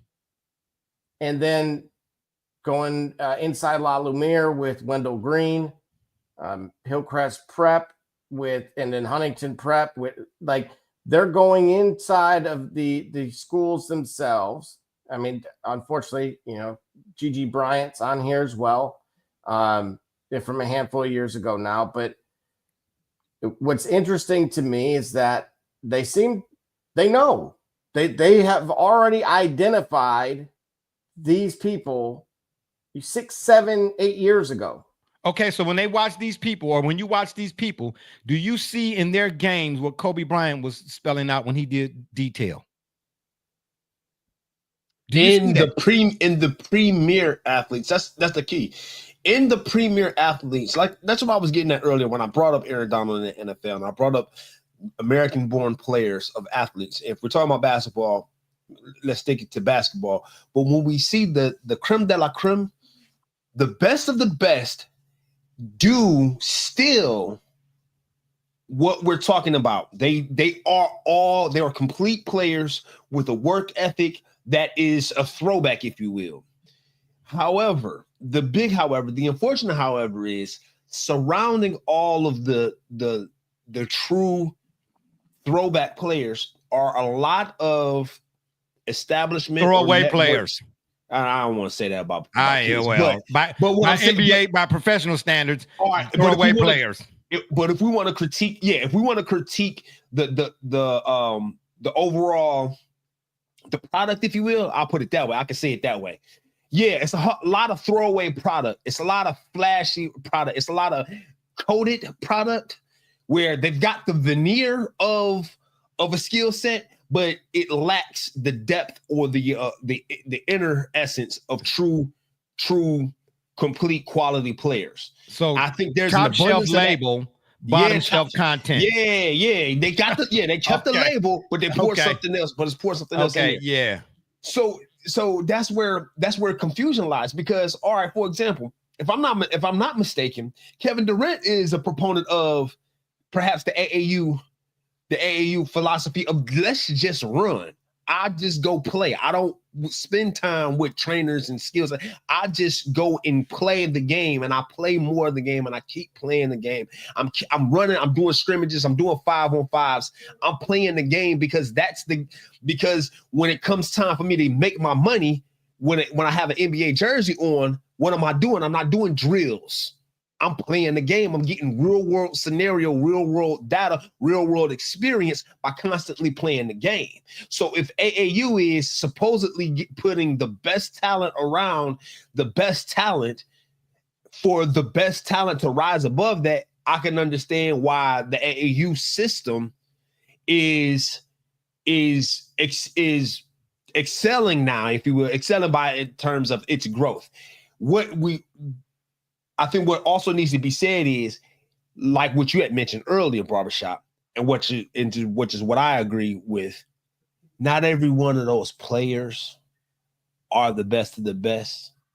So we're putting them in the arena and we're feeding them to the guys. That's what I brought up the jobber comment a few minutes ago, Double J. We know what jobbers are from wrestling. They are jobbers because the real true talent is still going to shine, still going to find its way to shine, to be highlighted. But they got jobbers, guys that are underdeveloped, have one trick ponies that are in this AAU system thinking they're good, but they're really not. They're just being fed to the guys that are really going to be there. And it's a whole bunch of that. And for that reason, I think the AAU product in general is suffering. But I believe that there's two schools of logic that both make sense. Private skills plus the AAU train, put the best among the best. So I mean, okay, so then to Kendrick and Richard Jefferson's point, if they're saying then that due to the lack of development of players or whatnot, right? To stay away from the globalization of it, right? That's a bad thing for globalization. But where does the fact that, like, for instance, the Grizzlies and the Magic, they set to play in Berlin and London for the 2025-2026 season. Do we want to see that? Do we want to see if these players, if the development of these American players going over, do we really want to, oh boy, say that fast 2 times. Hubba. Do we really want to see the Magic and the Grizzlies playing overseas, right? Because all it's going to do is going to really highlight how much more the foreign players are in terms of better than the American players, right? Well, I think it's important to identify what's the real concern here. Is the concern that this domestic game that we call the NBA or this product or this way of life called National Basketball Association is being flooded. The floodgates are opening to international talent. So they're taking away the few spots available for our domestic, for our kids. Is that the problem? Well, Gully, I'm going to expound on that and actually suggest that the fact that that the current foundation is not one that is concrete, that we can all agree upon is proven, that has a history of success, that or just a pathway to pro, we'll call it. Okay. Because what's happening, and this is where I would argue it's actually no longer in the best interest outside of the branding and exposure for an athlete in Europe to actually partake in this. Remember, as I suggested, there were pre-existing invite-only academies spanning multiple continents. Okay. You talking about on the soccer side? Yeah. No. And the NBA side as well. Okay. Some of which have closed. Why would it close if it produced players that we know today? Why would any of them be deemed either? So again, I mentioned we have. I want to know why is there even a such thing as a G League? Well, but this is what I'm saying. There was no need for a G League in the 80s and the 90s because the G League was college. Gotcha. Yeah. Well, right. But again, now there's a pipeline here. There is the need and necessity. What you piping through the line? One and done. What are you piping through the line? Are you piping through the line the same thing Tim Robbins had to go through in Shawshank? I'm just saying. That's my point. That is absolutely so. You guys are touching on every bit of where the issues lie. Because right now, if I'm the foreign product, I'm saying we really don't need you. That's why I'm trying to figure out, okay, when I just said earlier, not only are the Grizzlies and Magic set to play in Berlin and London during the 2025-2026 campaign, regular season, I might add, these are regular season games, but the NBA has already announced plans to play in Manchester and Paris in 2027 and return to Berlin and Paris in 2028. So if that being the case, what Kendrick is saying is, and Jefferson, that the trend towards that is negatively impacting the development of American players. Why is the NBA pushing for that then? Because to me, it's going to further showcase how far behind the American player really is. I see. All right, that's where I'm conflicted. At the risk of sounding like a hypocrite of playing both sides of the issue, I don't think the American player is that far behind singularly. Like, okay, Cooper Flag is but collectively it's about the overall development and development path of the league. So my point is, Cooper Flag can play among the best of the world.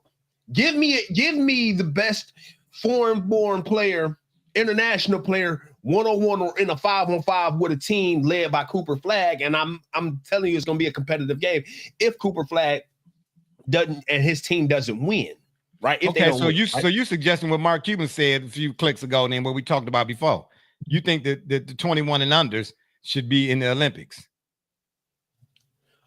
Sure, that's what I strongly think that. Yes, I think that's because what'll happen is it'll give us time to, as a fan of the sport, it'll give us time to get used to or be introduced to different names that we can watch their progression and watch them grow over time. They're playing. You mean growing height or growing their game? Hey, listen, I'm dead. I'm not being facetiousizing areaization. How many players have you watched a guy go from 6'5" to 6'8" and be like, I can't wait till he's 6'8"? No, okay. I mean, that's what I'm asking you. I'm saying, show me a player. Hold on. Show me a player that you saw come into the league. What's this, 2025? Show me a player that you saw come into the league in 2021 that in 2025, you watch that game, and that game is entirely different than what it was when they first came in the league. An American player. I would have to research that. Okay, all right. I'm just saying. But everybody, now, I can point you a foreign. I can point you a foreign player who I can tell you worked on his game. He still got work to do, I believe, but he didn't work on his game. Yeah, absolutely, Giannis. Absolutely, Giannis. But so that, to me, that question would lend itself to saying that like Jaylen Brown was complete. No, Jaylen Brown is not a complete player. He was. He had trouble. He had trouble at times going to his left. Okay, so now do you think he's still going his right? Is he left-handed? Jaylen Brown, basically, he's one-dimensional in that sense. Well, right? I mean, you know. All right, so you don't think he's grown even to now? He's developed or gotten better at that. Well, I don't see the leap in Jaylen Brown's game. I don't. Okay, as I did in Giannis's game. Sure. You know all right, and that's a credit to Giannis. That's truly a credit to Giannis. Yes, Giannis was. First of all, he was thin as a rail, like Wemby. You know what I'm saying? Then the next, I blinked 2 times, he had bulked up. I said, oh, okay. And then in terms of his game, he was more brawn. You know, everything was forceful. You know what I'm saying? And he was, okay. Yeah, it took me a few seasons to really make it make sense that when we talk about skill set and ability, skill set wise, it took me a few years for me to realize that Joel Embiid is actually the more skilled of the two. Now, between him and Giannis? Yes. Yeah, because his footwork. Joel Embiid played soccer. Yeah, it took me a few years to realize that. Yeah. Yeah. Now there are other layers to them as an overall player, but skill set wise, Joel Embiid got a bit more in his bag, if you will, than Giannis. Now I don't know if that's the case. He ain't as durable. Now. Right. Definitely ain't as durable. Right, but we talking about skill set wise, right? We talking about back. Who's got a great back to the basket touch? Who's got vision? Who's got court vision? Even as a center, you know what I'm saying? Being able to distribute or find points to distribute on the play. When the play breaks down, can they take it upon themselves and can they kick it back out? Can they reset? Things of that nature. Right. Joel Embiid, when he's primed, when he's on, he's a bit more dynamic than Giannis even now, but Giannis has grown for sure. So you make a point. You make a good point there as far as development. I would say that. But see, going back to Mark Cuban's point though, yeah, introduce young players because the idea of it is we introduce young players to footwork drills. Okay, yeah. So have them play in an international game. And let Team France and their footwork put these young players on notice. What they'll do? They'll go back domestically and work on it, and then by the time they're 24, 25 and they're ready for the league. That's my point. That's why I don't agree with Perkins and them talking about it don't help the global diversity or whatever it is, or the NBA going global hurts the American players. They need to do the footwork. It only hurts. How often did you see, and I'm not comparing the player in totality, I'm just comparing what the player did. Mm-hmm. How often did you see? I watched Tim Duncan at Wake Forest. Yep. Okay. How often, when you saw Tim Duncan in the league, did you see him as a big, whether he was playing the 4 or the 5? How often did you ever see him leaning over with his hand, grabbing his shorts? How often did you see Kevin McHale grabbing his shorts? How often do you see today's bigs or front court players? I'm talking about in the first quarter. When we talk about an era where Tim Duncan had to deal with remember now, playing in the paint was like 480 traffic. That's what I'm trying to say. Treacherous. You see what I'm saying? So you had to exert more energy to do whatever it is that you did. But yet and still, bro, Hakeem Olajuwon too, because when your footwork is on point, that's Double J. You like numbers? That's 70% of whatever it is that you're trying to do. Your feet are going to take you wherever you need to go. Your feet got to go first. They got to be the first ones to go. How many times you hear who used to say as a point guard, man, you reach, I teach. Because if you reaching, you ain't moving your feet. These big dudes, because they don't move their Joker actually got, but Joker's footwork allows for him to not, no matter what you do, speed him up. Right. Do you understand? That's why even in that series, this past series now, they took I'm with all due respect to OKC, shout out. I'll get to your comment in a second. And I'm not saying if, I'm telling you, had Joker had someone to expel him or to spell him more minutes. Remember, WJ, we looked at how many minutes Joker actually played. If he'd had somebody to spell him, Denver is in the finals again, bro. I'm telling you now. Go look back at that Denver and Minnesota series when Karl-Anthony Towns and them was still there. Minnesota had 3 big bodies to throw at him, and he still was giving them work, bro. Right. Playing almost 40, how many minutes a game? Man, let him get the same type of rest that Karl-Anthony Towns could get when Naz Reid was in the game. Right. You understand? Let Joker get that kind of rest. He's that kind of player. But I'm telling you right now, the next time you watch Joker in any game, the first thing I want anybody and everybody to do is go look at his footwork. His footwork, it ain't to the tune of Hakeem's now. Hakeem was nimble for a big man. Nimble. Right. But Joker's footwork, man, it's a thing of beauty. It really is. Like I say for people, when people be like, the players of the 80s couldn't survive, and I'm saying, listen, Joker proves to me that Larry Bird in this era would be killer. Okay. Exactly. Yeah, he would be killer. He would be killer in this league because it's positionless. He'd be 6'10", positionless. So that means he can play. He would be playing. Who's this matchup? And he has. He's got a high basketball IQ. That's where I was going next. That's the thing that made him. That's the thing that leveled the playing field for Larry Bird. Right. Because don't get it twisted. Them Detroit Pistons, Double J, you know them Pistons, Isaiah's and them Pistons, they had athleticism on that squad now. Okay? Dennis Rodman was jumping out the gym. Mark Aguirre wasn't fast, but Mark Aguirre knew he could play the game. He could do bruh. When Isaiah Thomas, that play where Isaiah Thomas was on the out of bounds, not under the basket, but over like where the benches are or whatever it is, and was looking to inbound the ball. If you're watching it from that angle, that right behind Isaiah, Bird was nowhere in the picture. He came out of nowhere because he saw what was happening before it happened. Yep. He thought the game stole the ball, bruh. And I'm telling you right now, from an athletic standpoint, how did he steal that ball? Right. Look where he had to come from in order to get to it.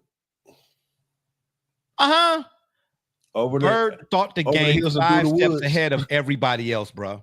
Right. I just when I turn it on now, it's hard for me. I can't even get through a quarter, man. Because I mean, how many teams this past season set a record in the first half of a game for most threes attempted? Like, where's the strategy? But as we can see, the metrics are starting to tell a different tale. What are the metrics? The metrics are telling us what, though?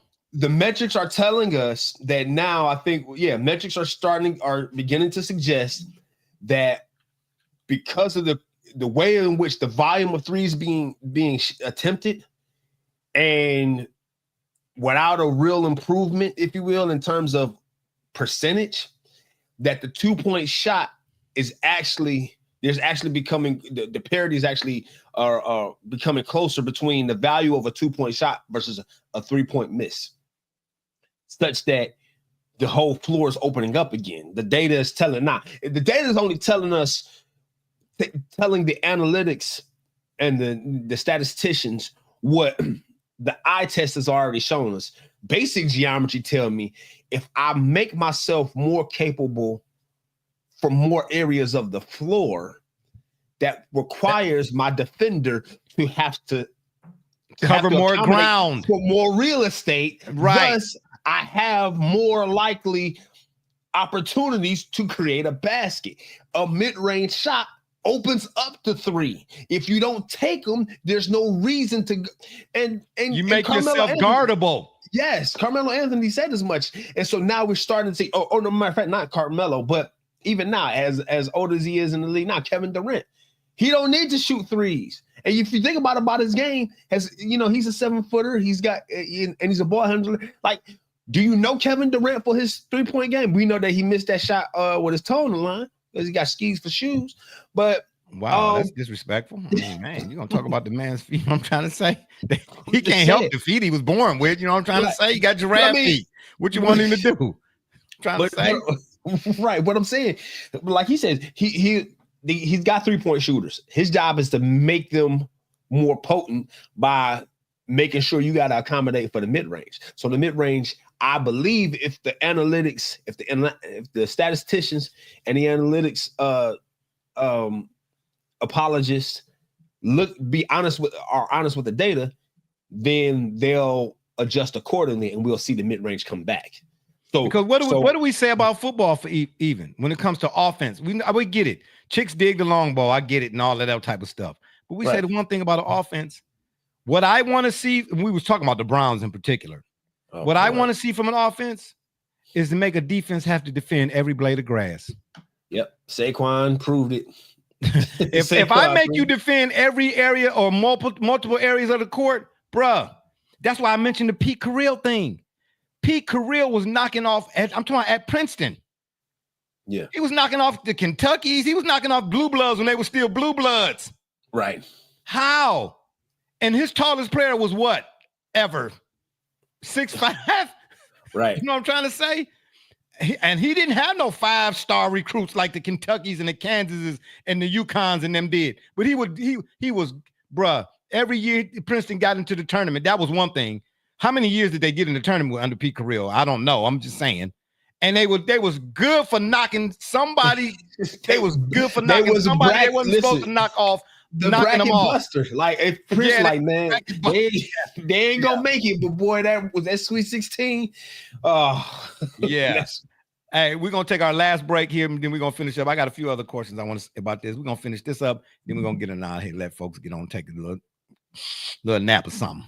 It's Cade Cunningham, and you watching the Shop Report. I'm Harvey Diallo, and you watching the Shop Report. My name's Chris Murray, and you're watching the Shop Report. Oh, you're Jay Knight, you're watching the Shop Report. It's Braxton Key, you're dropping in on the Shop Report. Barbershop Jay, Quentin Hines, Super Bowl champion. I'm ready. Let's do it. I'm on. Hi, I'm Morris Edwards from Murphy Stadium, and you're watching the Shop Report. Hey, I'm Billy Butler, and thank you for watching the Shop Report. Hey guys, I'm Les Norman, former Kansas City Royal, and you're watching the Shop Report. Commander Brown, Detroit Rivers Mountain Training, and I'm watching the Shop Report. Hey, this is Doug Flynn of the New York Mets. Well, a few other teams, of course, too. And you're watching the Shop Report. I'm Matt Ramos, and you're watching the Shop Report. How you doing? I'm Rajay Davis, and you're watching the Shop Report. How you doing? This is Nelson Figueroa, former Major League pitcher with a lot of teams. You're about to listen to the Shop Report. Hey, this is Howard Johnson. You're watching the Shop Report. Hi, I'm Heath Bell from the New York Mets, and you're listening to the Shop Report podcast. Yeah. Hey, I'm Josh Tolley, former catcher of the New York Mets, and you're watching the Shop Report. This is Edgardo Alfonso for the Mets, and you're listening to Shop Report. Hey, this is Doc Gooden, and you're watching the Shop Report. Hello, this is Mike Hampton, and you're watching Shop Report. This is Cade Cunningham, and you're watching the Shop Report. Hey, C.O. Moore, tune in live to the Shop Report, man. Checking in with the Chicago Bears. You heard it here first. Hey, this is Herman Harvey, former NFL offensive lineman with the Cleveland Browns and Baltimore Ravens. And you're listening to the Shop Report.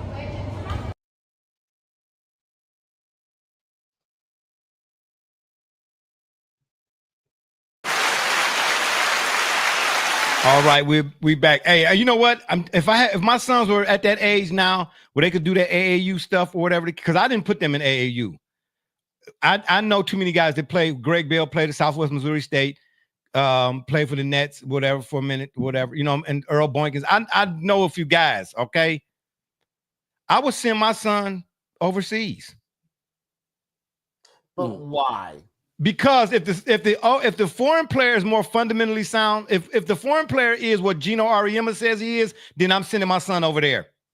But now wait a minute. Okay, so now he wants it, right? So now we're confirming a few things from what Barbershop Jay just indicated, which was, unlike the art thing, he wants this. He wants to play in the NBA. Yes. Right. Okay. So, okay, and there's at least enough there to suggest that he is. He got something. It's investment. He doesn't have lobster claws and can move his feet. Right. Right. And so lobster claws. Okay. Hey man, some people can't catch, bro. Hey, listen, hey, you ain't got to tell me. I've seen a lot of NFL players who could run fast as all get out, but couldn't catch where for darn wide receivers, that is. But go ahead. Catch a cold in the hospital. But this is a challenge that exists now in this country in a different sport that I continue to point out to all of you is a very grim and dark reality of the circumstance of the trend that we've now found, because Barbershop Jay is now saying what any parent would say about potentially their child being an international soccer star, which is, well, wait a minute, if they do this stuff better than we do, why wouldn't I send him over there if they want him? Or if he wants it, I'm sending him. But as a parent, why can't we do that here? So this is where I'm going. No. It's not that we now can't they want to go over there. No. It's not that we can't do it. It's because we don't want to do it because we put the cart before the horse. We're telling kids, Chase. Listen, they sit down, they watch Steph Curry. Oh, ma. Or Dwight Howard when he had the Blues when he was with Orlando. Oh, ma. So their parents. Their parents think, oh, my kid gonna be the next whoever. So they take them to Dick's and they spend all their Christmas money, $17,000 on all this gear, but they ain't never once sat back and said to the, let me see you do a reverse pivot. Let me see you do a one dribble pull up. Let me see you do hit five. They ain't never did none. Now wait a minute, right? We're talking about, look, there's Oak Hill Academy. There's IMG. Zach Edey left Canada and went to IMG, played on the second team. Right. And he played against Mark Williams, who's on the Hornets at least he was. And so he ended up okay. It worked out for him to go and take the second, route. So there are success stories. Clearly, I went back to the 2017 National Championship of La Lumiere in Indiana, because it really is in the middle of nowhere of Northwest Indiana. And, Isaiah Stewart was on that team. Tiger Campbell from UCLA was on that team. And there was also Tom Izzo's one of his longest tenured assistant coaches' son was on that team. Okay. And strangely, but Jaren Jackson was on the year before. Jordan Poole was on the year before. So at what point do we sit here and say, well, wait a minute, we know how good the Montverde teams are, right? Cade, they were undefeated. Cooper Flagg's team was undefeated. So to Gully's point, we do have clearly the creme de la creme are learning the fundamentals somewhere. Right. Someone's teaching it, but why is it not? How are these? Well, listen, I'll tell you what it is. They're few and far between. No, it's taking place more in the foreign countries. You'll see it in more places than you do here now. No, man, I think it's because perhaps it's a Western philosophy, it's Western mindset, it's cultural, and it expands across a lot of our psychology. It's trendy. It worked for a few, so now everybody got to try it, and then until it bottoms out. Well, that's where parents come in. Right. Hey, no, we're gonna take you there and do this, that, right. and this. What I'm saying is because it has an ability to work, and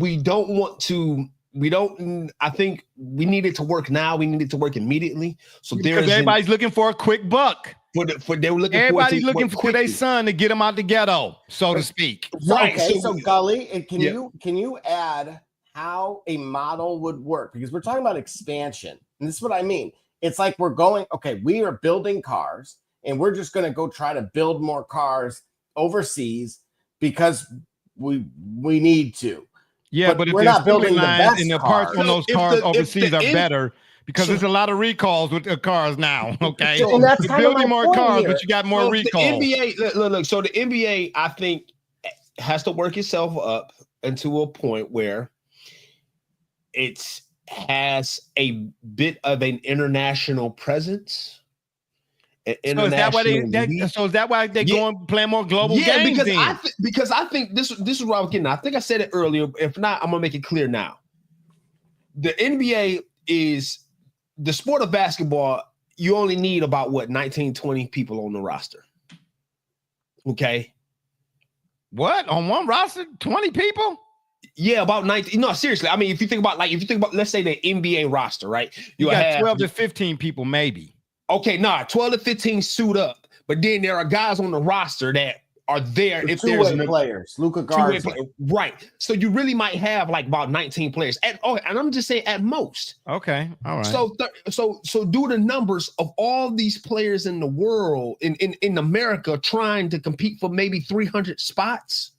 Correct, the Derrick Rose point, Gully. Yeah, right. If they're trying to compete for maybe 300 spots. When you open up the game to invite international players, now 300 spots becomes, right now, that becomes 275. But guess what, though? Guess what, though? I don't care if it was, listen, that's what I'm trying to tell you. If it's 300 spots, I guarantee you, the way you go about doing what it is that you do, you're going to get a spot regardless. I disagree. I wholeheartedly disagree. I'm telling Based you, on the current structure no. that I've seen, it just unfortunately is not enough. It's not enough, and this is why you see the theatrics of the Julian Newmans of the world, that the rise and fall, right, of a prep athlete, right, a kid that was touted getting offers for Division I in middle school. But here's why I'm saying that though, Double J. I still hard work beats talent when talent don't work hard. But if you're talented, development is finicky, right, Jay? This is so. Why is it finicky though? Because why? There's things such as it's what you're teaching. Okay, so wait a minute. I brought up birth year. So big hot topic in soccer is birth year versus school year. So we have an AAU, we have reclassification, which is very common, right? Okay, right. I'm two guys I'm talking good about that. as a seventh grader. Would you let the but guy? I'd be great if I was in sixth grade. DC was talking about it. I think. Yeah, I saw that. Yeah. And so, in fairness to Aiden, I did that to him, but that was because he was an October birthday. If I know the data says as an educator that there is catastrophic differences between a January birthday and a fall birthday at just the educational level, why would anyone in the right mind assume that there wasn't a bio band or just a biological difference in that same duration? Is just asinine to me. So yeah, but see, guess what? This might be a bad parable, but I know a guy whose kid got autism and he outdo anybody who don't. Because as a parent, I don't care if you was born in January 32nd or July 48th. I'm going to make sure that you get everything you need and then some to level the playing field. I would make sure you have working calendars in your house too. Yeah, don't worry about that. What I got in my house. Don't worry about it. But again, so now we have this going on, right? So now you have rival leagues that are adopting two different policies. So when I played, I was in 87, but I played in the 88s because September birthday, right? So although I graduated at 17, and I had that discussion over 2 weeks ago with my parents as to why. Okay, boy, genius. All right. Yeah, I mean, really, Jimmy Neutron. Yeah, he got Jimmy Neutron on the same. Yeah, Jimmy Neutron. You know what I'm saying? No, we know you got your doctorate when you was 22. All right. Yeah, exactly. Yeah, exactly. Yeah. Well, there's only one professor in this house, and it's actually the one with the head trauma. Unfortunately. Okay. Wow. So there we go. Right, that humbles me. So yeah, I doubt it. Didn't sound like it. You know what I'm saying, Gully? But again, so now don't worry about it. Just wait for the ticker in about 5, 4, 3, 2. Kill Mrs. Albert. So bio banding is a thing. Okay. Meaning Well, you're 6'7", right? We see those clips on on the internet of the 7'5", 13-year-old. Right. Well, put them against other 7'5" kids. Oh wow, Professor Alva here. Yeah. Absolutely. Congratulations, by the way.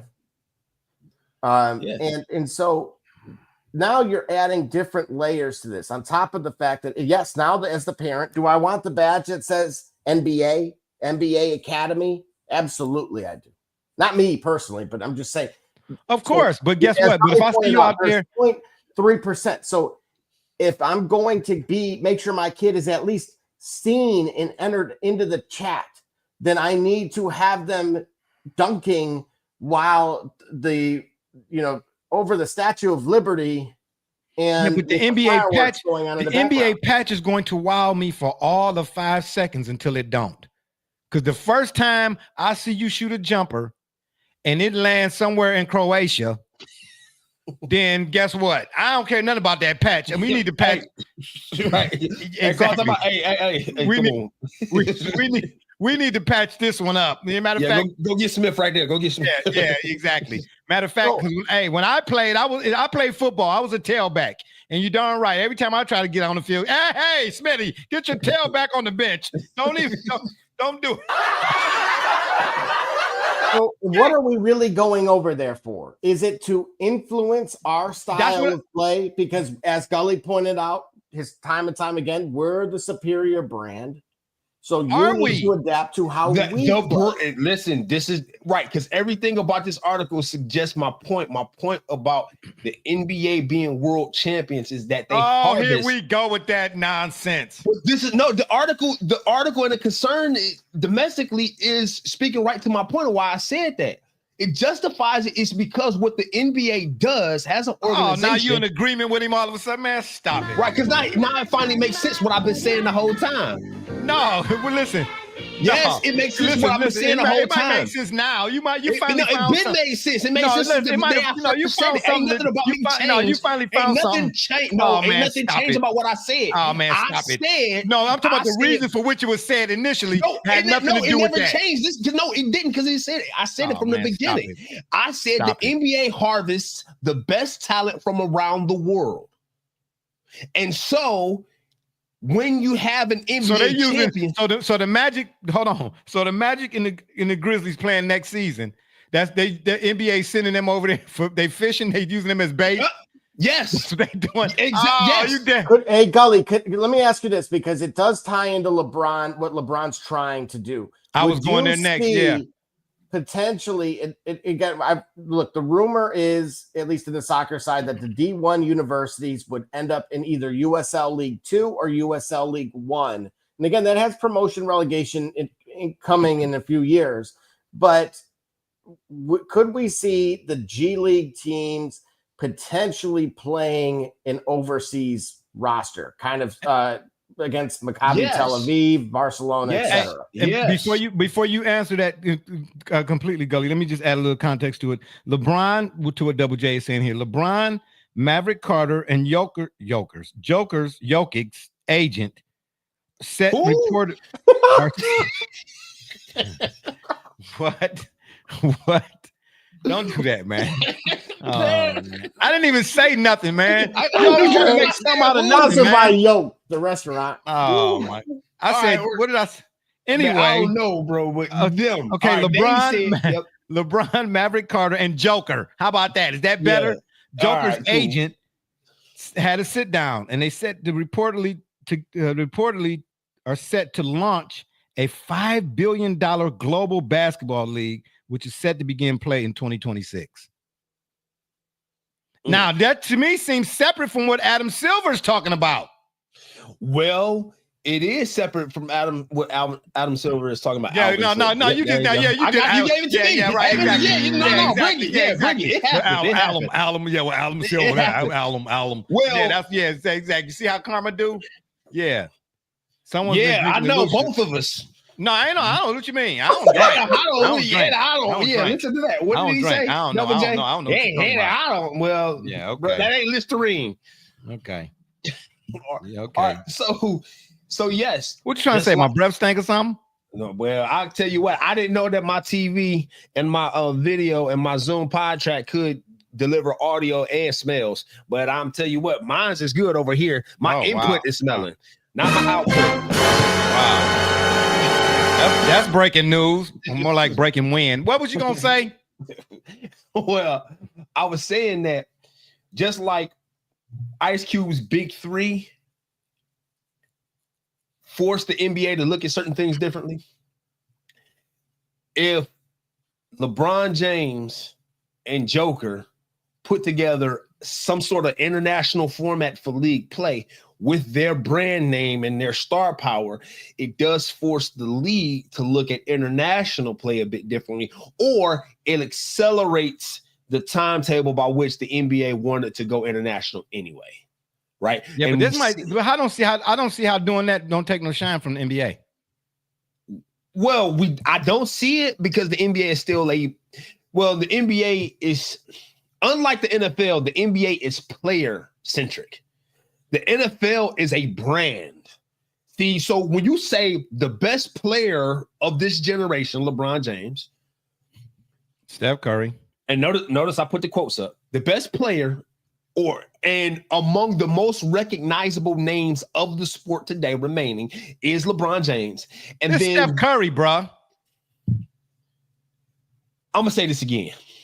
I don't care how many times you say it. You're trying to tell me Steph Curry ain't as recognizable a name as LeBron James in today's that. Okay, whose agent talked to whose agent? Let's stick to what we're talking about right now. Well, not the argument that we want to make. Curry's agent wasn't there. Curry wasn't there. Steph, did you say so? Did you say so? No, I didn't say so. Okay, but I'm just saying how you know. So just because I ain't say so don't mean how you know. Speak to what you know because that ain't what you say so. Okay. Okay. I got you. Get on up out of here with that. What you say? Yeah, go ahead. All right. Speak to what you know. So the NBA's the star power of having LeBron James and having at the moment the greatest international player in the league right now, right? Multi-time MVP, NBA champ. I'm gonna argue Luka. Multi-time MVP, NBA champ. Like I said, I just said some. I didn't say me. I just said some will argue Steph Curry is more recognizable than LeBron James. We just went through that, didn't we? Well, I mean, but Steph got how many championships and all that? Yeah, Steph got a resume. Steph didn't. Steph won and how many times? Anyway, but go ahead. Steph didn't talk to Maverick Carter and Joker to get this done. Well, he just wasn't on camera doing it. He might have. He could have been there.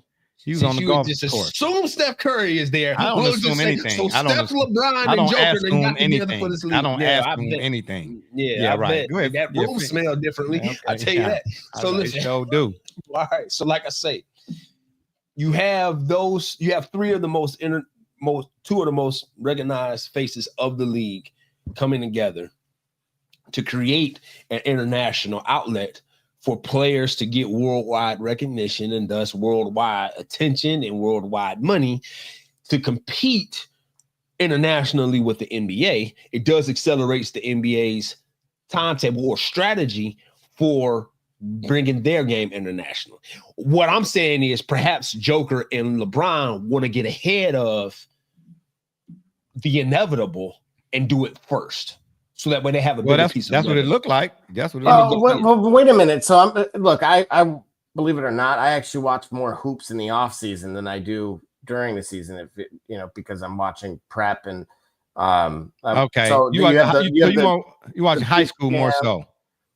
Right. So you have the Peach Jam at the high school level, or Nike Eyeball, as I pointed out, but then also. We have TBT, which is Chris Paul's tournament that I'm a huge advocate of, and Mena Mackey, who didn't participate this year, but seeing the crowds that are there in the more obscure places, right, like Wichita State's alumni, and being able to pack that arena in late July is fantastic.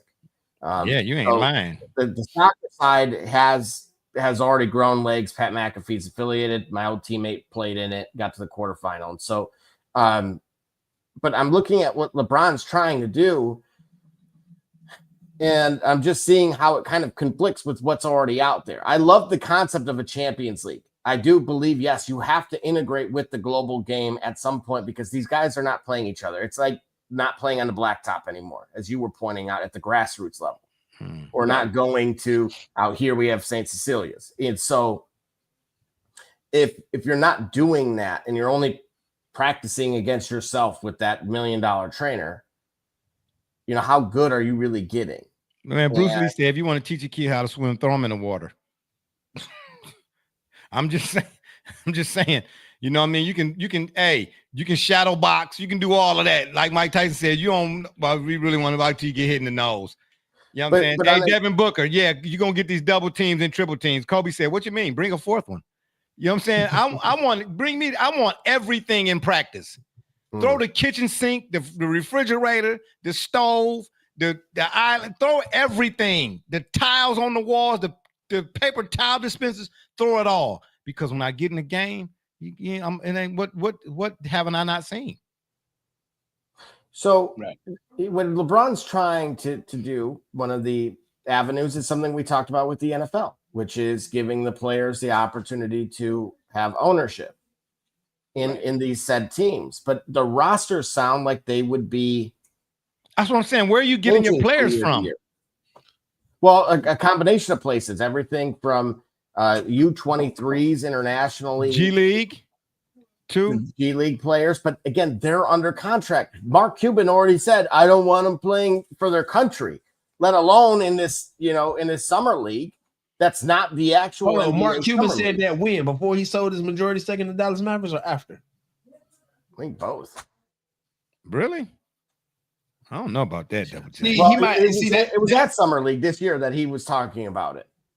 More recently, at least. He wouldn't want them. He don't want them playing for their national team. Correct. Because of the liability. Gotcha. Yeah, conflict of interest. You got a team that coach runs them harder. Maybe is not as concerned about injury status, things of that nature. And but also things that have become, mainly that are a problem now were not a problem 20 years ago. What do you mean? I'm just saying. I mean, how many owners? No, I think it's a new school of thought. Put it this way: Dallas Mavericks give a player $65 million over 3 years. They have a vested interest in making sure that player is healthy and making sure that they do their part at protecting their investment in terms of being on top of physical therapy. Well, then you know what they should do hold on, but wait a minute. But then he goes and plays for his French national team, and that guy is an old school grit. He's not paying. Remember that $60 million. That's 365-day money. Okay, 365-day a year money. But he goes under the subject, under the guides or under the coaching and tutelage of another guy to represent the international team who has no value or concept of player nutrition. We're not talking about if they're delicate, if they nuance, and we're not talking about that. He has no respect for his current structure, knowing he ain't pay a dime for that player to represent, for that Dallas Maverick to represent France. All right. Yeah. Yeah. Well. Yeah. So in other words, it's almost like I be telling Lil Nasir, yeah, y'all not gonna be mindful of the lights and the gas and the water usage. You know what I'm saying? Because this one over here, he take 25-hour showers. I'm like, what? Because you ain't paying the bill. Right. You know what I'm trying to say? If you was paying for it, you'd be more mindful of, how much time you spend in the shower. Exactly. Yeah. Okay. All right. Well, I'm with Cuban on that. I mean, look, at the end of the day, man, the game going global. I mean, I think this what Brian and them is trying to do. Actually, that's not a bad idea. You see what I'm saying? Get out ahead of it, so to speak. Right. You know what I mean? But I think because Adam Silver says something to that effect as well. But I just think somewhere along the line, man. Hey, Double J. 1 minute, 59 and 15 seconds. He gave LeBron a compliment. Come on, you gotta clap. You gotta. Ain't nobody got time for that. Oh man, hell no! Yo, get up out here, man. Hey, listen, make sure get up out here with that, bro. Get up out of here with that, man. Make sure it goes. Listen, I'm telling Dario, I don't care. I'm telling Dario, do what you gotta do. Yeah, put it on the reel. Put it on the reel. Yes, yes. Put it on a clip. I don't care, bro. Give him a compliment. I don't care. You gave LeBron James a compliment. Hey, because let me tell you something. That? When I get off here, I'm going to eat my yogurt parfait. I don't care nothing about what nothing you got to say. Just saying, hey, bro. if you need a plumber and you need a 24-hour job in Cleveland. Oh boy, really? That's what you're doing? I'm just saying, bro. I just think that what Bron and them is doing, and what Adam Silver talking about, man, at some point, it's gonna clash. It's subject to clash, but it does create it, and if it does clash, then it benefits those who are trying to create an opportunity for themselves, right? Well, we're not. You talking about the players now? We're not the players, yeah, yeah. We're the not talking players, about the players, They have more outlets. So, how many times players that we know we've watched at the prep level, Double J's watched at the prep level, we watched them at the collegiate level, but somehow or another, this guard that was everything, all ACC or what have you, went to the tournament, had a great tournament. But you mean to tell me the Boston or the Charlotte Hornets need a shooting guard and they don't pick this guy? What does he do? He goes plays for the Shanghai Ducks or he goes play Shanghai Sharks. Don't disrespect Shanghai like that. No. Who the Ducks? Ain't nobody got time for that. Who Oregon. No, not Oregon. The Oregon Ducks. That's what they are. Yeah, the Mighty Ducks, the Oregon Ducks. Somebody's duck. Duck, goose. Your goose is cooked. I'm gonna say the Shanghai Ducks. Really? Wow. It's so disrespectful to our foreign counterparts there. You know what? Our foreign, I'm sorry about that. I am no, don't apologize to me. I'm not apologizing. I'm apologizing to all the Sharks fans. I'm apologizing to all the Sharks fans out there that tune into the Shop Report. I'm sorry for misrepresenting your title. Okay, yeah, whatever. I doubt it. It didn't seem heartfelt to me. Just saying. It didn't seem like you got that sentence out either. Okay, I did. Okay, because I got 7 teeth, 3 in my mouth, 4 in my pocket. Don't disrespect me. Don't do that right now. Not today. We ain't doing that. I'm asking this question. So we think in the end, overall, that globalization for the NBA is a good thing. It would lend itself to a better played game. It should lend itself to a better played game. I said, will it? I'm being definitive. Oh, yes, it will lend itself to a better played game. Maybe not. This ain't no 50-50. But wait a minute. We haven't even described how it would actually work fundamentally, right? We just threw out all the issues that LeBron would have. We threw out what issues lie for the NBA, just the academies within North America. How in the bleep are they going to go overseas? Look, I get it. The NBA Africa has given us a little bit of insight. They gave us Pascal Siakam. Right. Like you said, they were looking for the Joel Embiid. That's pretty easy. Oh, Joel Embiid. Hold on. Maybe hold on. Stay on our square. Barbershop. Pascal Siakam. They gave us Pascal Siakam. Okay, so one, is that success? And if Halliburton had been healthy, had been healthy, right? Who? And Victor Oladipo? Yeah. Oladipo. Hey, listen, injuries cut it in. Cut his light off.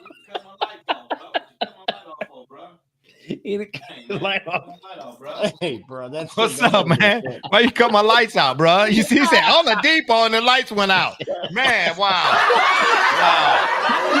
Here we go again. Electrical difficulties. Oh, that's so disrespectful. But I'm saying Oladipo was on the scene, bro, before he got injured. Yeah, injuries derailed where he could have been. Hey, and let me ask you this: Is Pascal Siakam? Bruh, I'm saying if Halliburton had stayed healthy, we would have been talking a whole lot more about Pascal Siakam. Because Pascal, well, right. So then why you? I was dismissed on this very same program too when I brought him up. No, absolutely not. Don't lie. No, stop lying. Stop lying. Not by me. Alva, stop. Don't do that. No. Nobody in the way in the world you can say Pascal Siakam, and anybody on this platform and program had anything bad to say. Absolutely not. I don't care. You point at me. My lights went out, so I don't care. I'm just saying. Yeah, he gave us Pascal Siakam. You know what I'm saying? What you want from me? So then let me ask this question then. What are we doing there? I feel like we're going and planting a flag for the bleep of it. Why? Because to Gully's point, we still have never addressed this, like the clear zoo in the room, which is if we already are getting the best talent from over there, why do we need to go over there?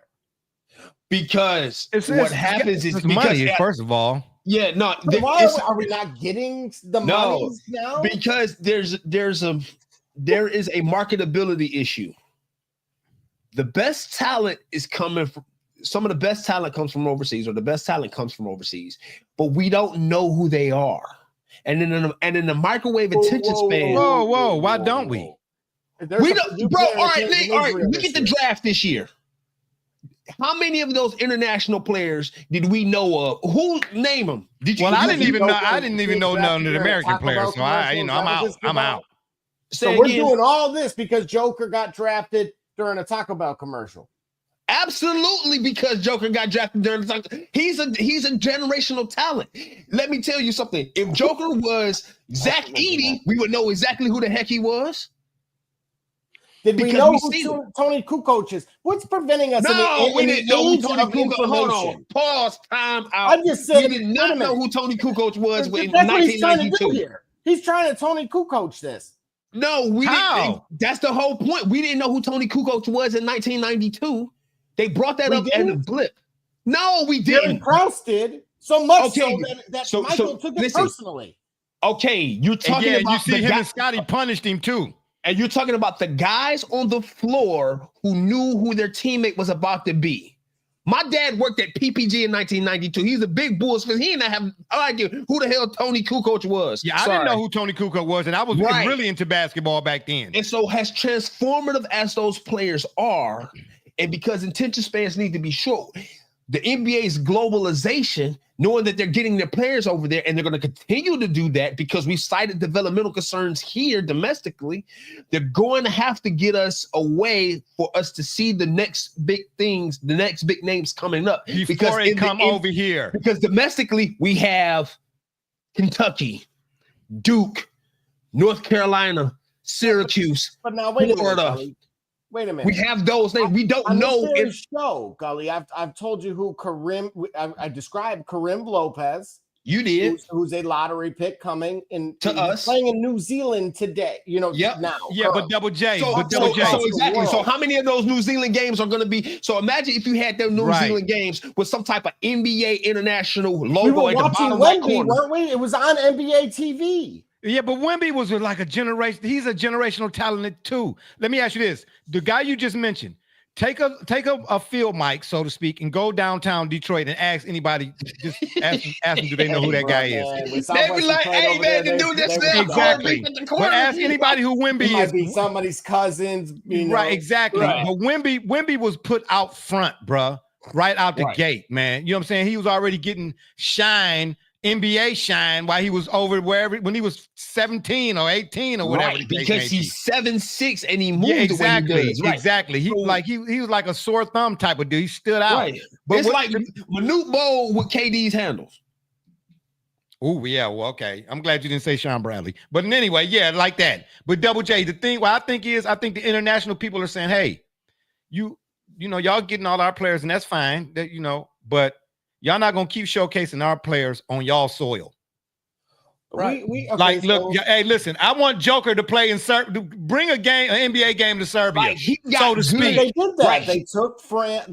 So they took the Pistons to France a couple of years ago. Right. So what are we trying to do? This is why I'm saying LeBron stuff should have legs. Or do we believe it do got legs? I know the players would hate this, right? The Lakers going to Dubai in July, like the soccer players have to, which is, if you're successful, we had the Club World Cup here in the United States this summer. Okay, so how do you know the players would hate going to Dubai in July, which is a nice line. Well, because they in that particular league, they seem to be a little bit more. They're paid for. Yeah, where does that come in their contract, right? That's correct, and they would be compensated for that, absolutely. Right. So then, why would they? If they listen, players today are about getting the bag.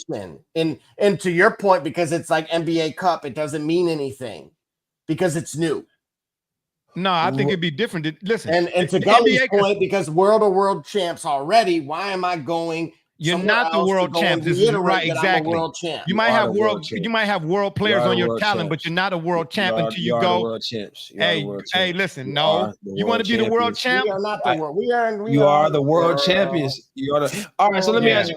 So you really believe that the 2024-2025 Oklahoma City Thunder would fare poorly versus international teams versus the German national team in the best of I five? can't say that without seeing. I haven't seen the German national team. I haven't seen it. We just sat here for 2 hours. We've been arguing. I said I haven't seen them. For 2 hours, the Real undercurrent Madrid of on paper was supposed to be the best team in the world, and they went to the Club World Cup. Who was? Real Madrid. Real Madrid. I ain't talking about Real I'm Madrid. saying in the Club World Cup for soccer. Right, okay, so but we had that's the soccer's fault. MLS teams. We had That's the German- soccer's Yeah, but Double J, that's soccer's fault. but that's soccer though, and this That's soccer. And the reason why that's soccer's No, you fault. got to prove it. And No. you got to prove it every day. That's the problem here. That's For the another underlying two- factor in listen, all of this. Yeah, This but American program, we've soccer said ain't what American basketball is, bro. The undercurrent of what we saying, Then the wait a minute. undercurrent of what we're addressing is that the best talent in basketball at some point reaches the NBA. The best talent around the world. Then at some point. So if that's the case, if all the players become, if the majority of players, just like in MLS, why they put a cap on it, you have to have a certain number of U.S. players, and you can only have so many international players. That's fine. Are we trending that way because of what you're suggesting? If they're going to all end up over here anyway. No, Richard Jefferson's point. Wait a minute, we don't do that because now by giving them more resources, they're already proving they could develop people better than us anyway. Okay, so but here's the part I think you all are missing. I ain't gonna say missing, but here's the part we got to add.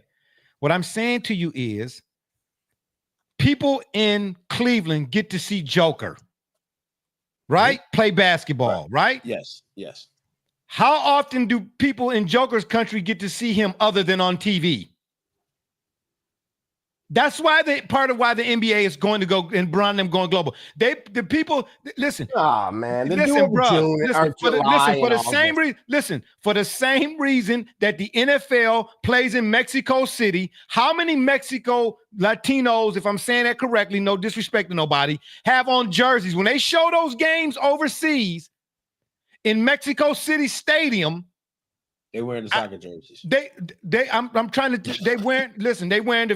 They wearing Giants jerseys, Jaguar jerseys, or whatever it is. Those people say, "Hey, we want to see a game. We want to see an NBA game on our side of the fence." Right. That's what they want. They want to see an NBA game. Listen, the NBA is going to build some type of arena somewhere over there, and yes, you're gonna see the Chargers play the Lakers. You know what I'm saying, for the Mexico Cup. I'm just saying.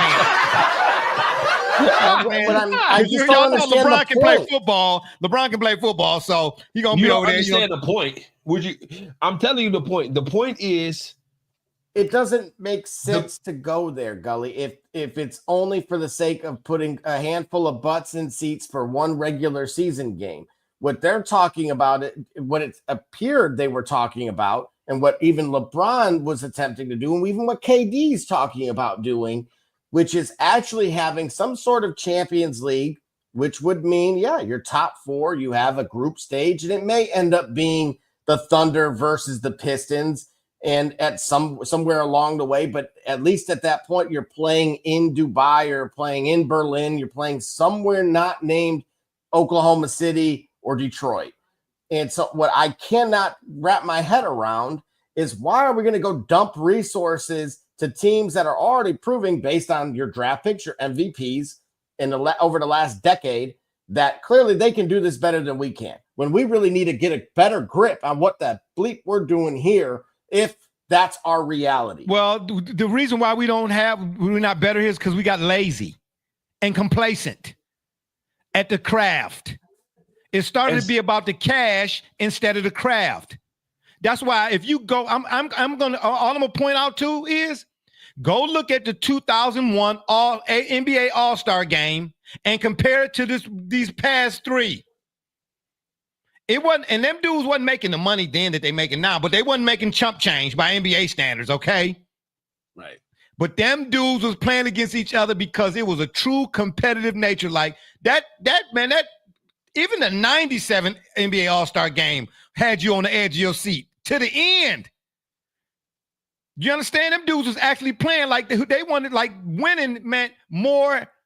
And I'm not, this is figurative, not literal. Like, bruh, I win the NBA All-Star game, bruh. I got bragging rights, and them type of moments meant more than the NBA championship to some of them guys. That's fair. Do you understand? Yeah. But it don't right now. It mean what? Everybody jersey swapping, handshaking, picture Cameron. It ain't even about the game no more, bruh. And the NBA knows that where it's still at about the game is overseas. Ariema said they practice 6 times and play once. Okay, so what makes everyone think that just by taking them there and they watch that crap, that they're going to say, oh no, when is it going to catch up to them then? That's what I said. That would be the last thing I'm doing. Well, that's why I said the NBA going over there, man, on the strength that they want to see who the next Wemby is before we had to see him in some FIBA competition. And I believe that putting the NBA logo somewhere on a broadcast from an international up-and-coming player early enough, makes it often enough that he becomes a recognizable name that by the time draft night comes, there's real excitement. Bro, the draft is pathetic, man. Pathetic. We don't know the names of these guys unless they came out of Purdue or UConn or Villanova. And how many of those guys getting drafted? No, but some guy who plays in a league in Great Britain, who plays for a league in Italy, he's got the top 6 spots. So the whole fence is like, who is this guy? Hey, right, didn't we say the same thing about boxing? We said the same thing about boxing. We said it used to be a time where you could watch boxing on Wide World of Sports for free. And you could follow a guy and build to the point that he became a pro. Like, oh, okay. Yeah, the first time you seen him advertised in a pay-per-view, you was rushing to buy it because you'd already seen him 30, 40 fights before. Exactly. Now you watching an NFL game, and then you see the commercial come on and say, Tecate, watch Manuel Macarito fight, you know what I'm saying, Hornitos. And I'll be like, Justin Thomas, right? Yeah, Justin Thomas. Who is this dude? This is my first time you're introducing me, and you want me to pay $39.99? Right. Absolutely not.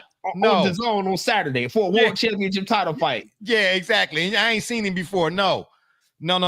Like you said, and to Double J, to Gully's point, you're the numbers guy here in the draft league, so to speak. In this past draft, in the first 20 picks of the first round, how many were American players that came from them places Gully talking about versus foreign players that came from the places Gully talking about that we don't know where the guy came from until he got in the draft? How many of them guys did you know prior to? Right. Oh, okay. Yeah. He didn't checked out on his people. Mm-hmm. He didn't. Yeah. How many of them guys? Because I'm telling you, I watched the NBA draft, and after Cooper Flag, I was like, who is who? Right. But how is this going to change that? Because you're talking about us going there. By going over there, we'll get to see them in their element. Why wait till they get here for us to know who they are? We'll know who that next guy is. We'll know who that is. Not just the Heat versus the Pistons. It would have to be, Wemby's team versus the Pistons. Oh, I see your point, Double J. Okay, yeah, all right, got you. Yeah, right. Yeah. Yeah, well, of course it would have to be that. That's why they're not world champions. That's why they are world champions. That's why they're not. That's why they are. Exactly. Yeah, the Pistons playing the Lakers for the NBA championship. Why? Because why don't they call it the world championship? Why do they call it NBA championship? What do their ring say? I don't care what the ring say NBA champion. No, it doesn't say world champions. Okay, well then, all right. Well, if it don't say world championship, best concentration of talent playing the sport of basketball is harvested from around the world to play. That's fine. But why when you watch it on TV, why do they call it the NBA? Then why is it called the NBA? Why call it the NBA championship if it's in fact a world championship? The rings say world champions. I don't care what the rings say. I'm talking about why do they? I don't care. I don't care why they say. You're making my face itch. Well, listen, no, that's because you got all that stubble. Okay, that's because y'all got the stubble. I'm asking you, why do they call it an NBA championship? Because that's what if the it's league not they're playing for. That's what the league they're playing for. So if that's what they're playing for, then you're NBA champion. Yeah, and you. So if you're playing for the NBA league, if you're playing for the NBA league, you're a world champion, but not an NBA champion, but you're an NBA champion. You're an NBA champion. Yes. Yeah. Okay. Right. Yeah. Champion. Right. Okay. The best concentration. All right. Let me ask you a question. Okay. So what league? Yeah, I'm Joker with you. is a three-time MVP. Listen, Joker is a three-time MVP for what league? The NBA. Okay. Joker played college ball where? The NBA.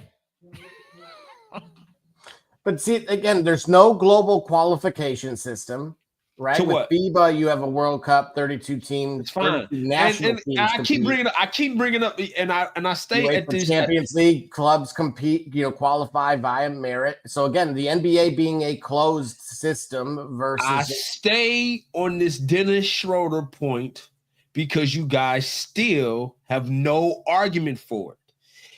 How is it possible that marginal players on NBA rosters lead international teams to world championships?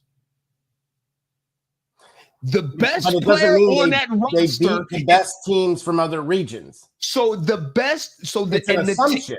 So the teams that usually beat American teams are led, and I will counterpoint. Okay, so all day long, you cannot, because that's you why. Cannot. Okay, so Gully, hold on. Let me ask. Hold on. Let me ask. I didn't even finish it out. That you are better. Gully, ask me this. I can listen. Hold on. Name the last time. Okay, so when they Argentina won in 2004, and they ain't had no NBA players on them. Yes, they did, bro.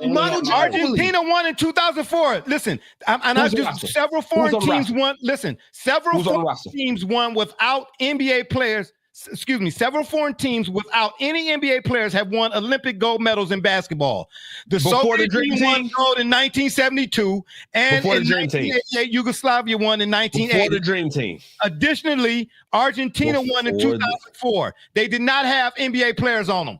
Who was on that roster? I don't know. I'm telling you, go look it up. I'm telling you, in 2004, Thank Argentina. you, Detroit fan, man. Detroit fan man said, but Jay, you should know, prior to the 1985 season, allegedly the finals were known as the NBA World Championship Series on general marketing materials. Okay, it did. Okay, the NBA World Champion, but the NBA ain't in the world. The NBA is in the United States. The hell? Don't listen. That's why I don't do wordplay. You gotta you gotta specify. Hey, listen, I need specificity, bro. What I'm trying to say. In the show, man. We got the NBA in the world. Oh boy. Yeah. Bro, how is this possible? Wait a minute. Wait. Wait. Where did you get your facts from? Go look it up. The 2004 Summer Olympic men's basketball team won what without any NBA champ with any NBA players? Has a non-American team won the gold medal in basketball? Yes. Argentina did it in 2004. Okay. So all right, I'm gonna build this thing up. So who the heck was Fabrizio Umberto? Because I can tell you what, 3 seasons later, he was on. He sound like a bag of beef jerky. No, that sounds like the starting. No, that sounds like the starting center for the 2007 NBA Spurs World Champions. Oh, that's what it sounds like, but that don't mean it is. Who's Carlos Delfino? That name sounds familiar. Hey, don't say that name. I don't know. Who's Luis Scola? I don't know. Wait a minute. Hold on. This is one dude that's shooting guard, number 5. Manu Ginobili was on that team. What are you talking about? Manu Ginobili was not on that team. Prove it. I'm just saying, bro. Prove it. Yo, ChatGPT will have you losing a lot of money. Okay. I don't need ChatGPT. Well, you need something else other than the sheet of paper you're relying on, because you're gonna ask a diehard Spurs fan that, like, I wouldn't know who was on the 2004 Olympic team. Let me ask you this: did they ever call the Spurs NBA champions? They called them world champions. Did they ever call them NBA champions? Oh, Jesus Lord. Yes. Okay, then. So if they call them, then make up my mind. Either the 2025 world champions or you're the 2025 NBA champions. Because let you tell us you can't be both. You can't. I know you can exactly be both. No, you ain't both. You are. You know what I'm saying? You ain't playing in LA and Chicago and talking about world. You ain't played the world. Play the world. Hey, listen, just like in baseball, the world, the WBC, the World Baseball Classic. You understand what I'm saying? Right, because we know consistently. Hey, the Little League World Series, do they call them an American? Is that an American thing? The Little League World Series. How does that work out? How does that work out? The winner of the world side. The best team from America plays the best team internationally. Right. Okay. Right. All right. And they call it the World Series. They call it the World. And in baseball, because the best team in America is playing against the world. They're playing against the world. The Lakers are not playing the Bulls. In baseball, we know that. Stop it. We know that. Hey, I know Carlos Correa. We know the best talent across the world tends not to make it to America. A lot of them do, but we know that the Korean League, the Chinese League, the Japanese League, the Mexico League, they have great talent. The NBA has the best collection of talent. Yeah, but that still doesn't mean they will go and beat somebody. You can have an off night. That's irrelevant. Okay, so let me ask you this. Let me ask you this. Barbershop, again, name for me. The Soviet Union did it twice. When? In 1972 and 1980. Before the Dream Team? Correct. Okay. That's why the Dream Team was created. Okay, and since the Dream Team, name a world basketball championship that was not led by an NBA player. I don't know off the top of my head. Name a FIBA world champion. Name an Olympic world champion. I know it's a FIBA. I know it's a FIBA. Led versus being on the roster. I mean, I could point to 2004. No. And he's still hold on. The United States. That's bad. I don't want to hear that claim that I'm making. You're not listening. Double J, you're not listening. I don't want to hear Listen, Double J, you're not listening to my question because that claim. Double J, you're not listening to my question. Double J, you're not listening to my question. The question and the challenge that I just posed to you puts more of an issue on me than it does you. I said to you, name me an international team that was led by a player not on the NBA roster. All you got to do is simply find one.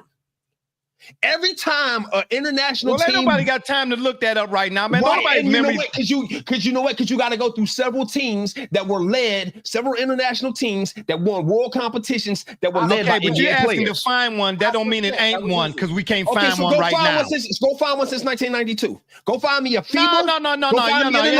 It's from 1992. Because very easily I can name for you. Because very easily I can name. What? 2014. Who did what? RJ Barrett did. Because RJ Barrett, I think he was still pre-NBA. He was at Duke. Mm-hmm.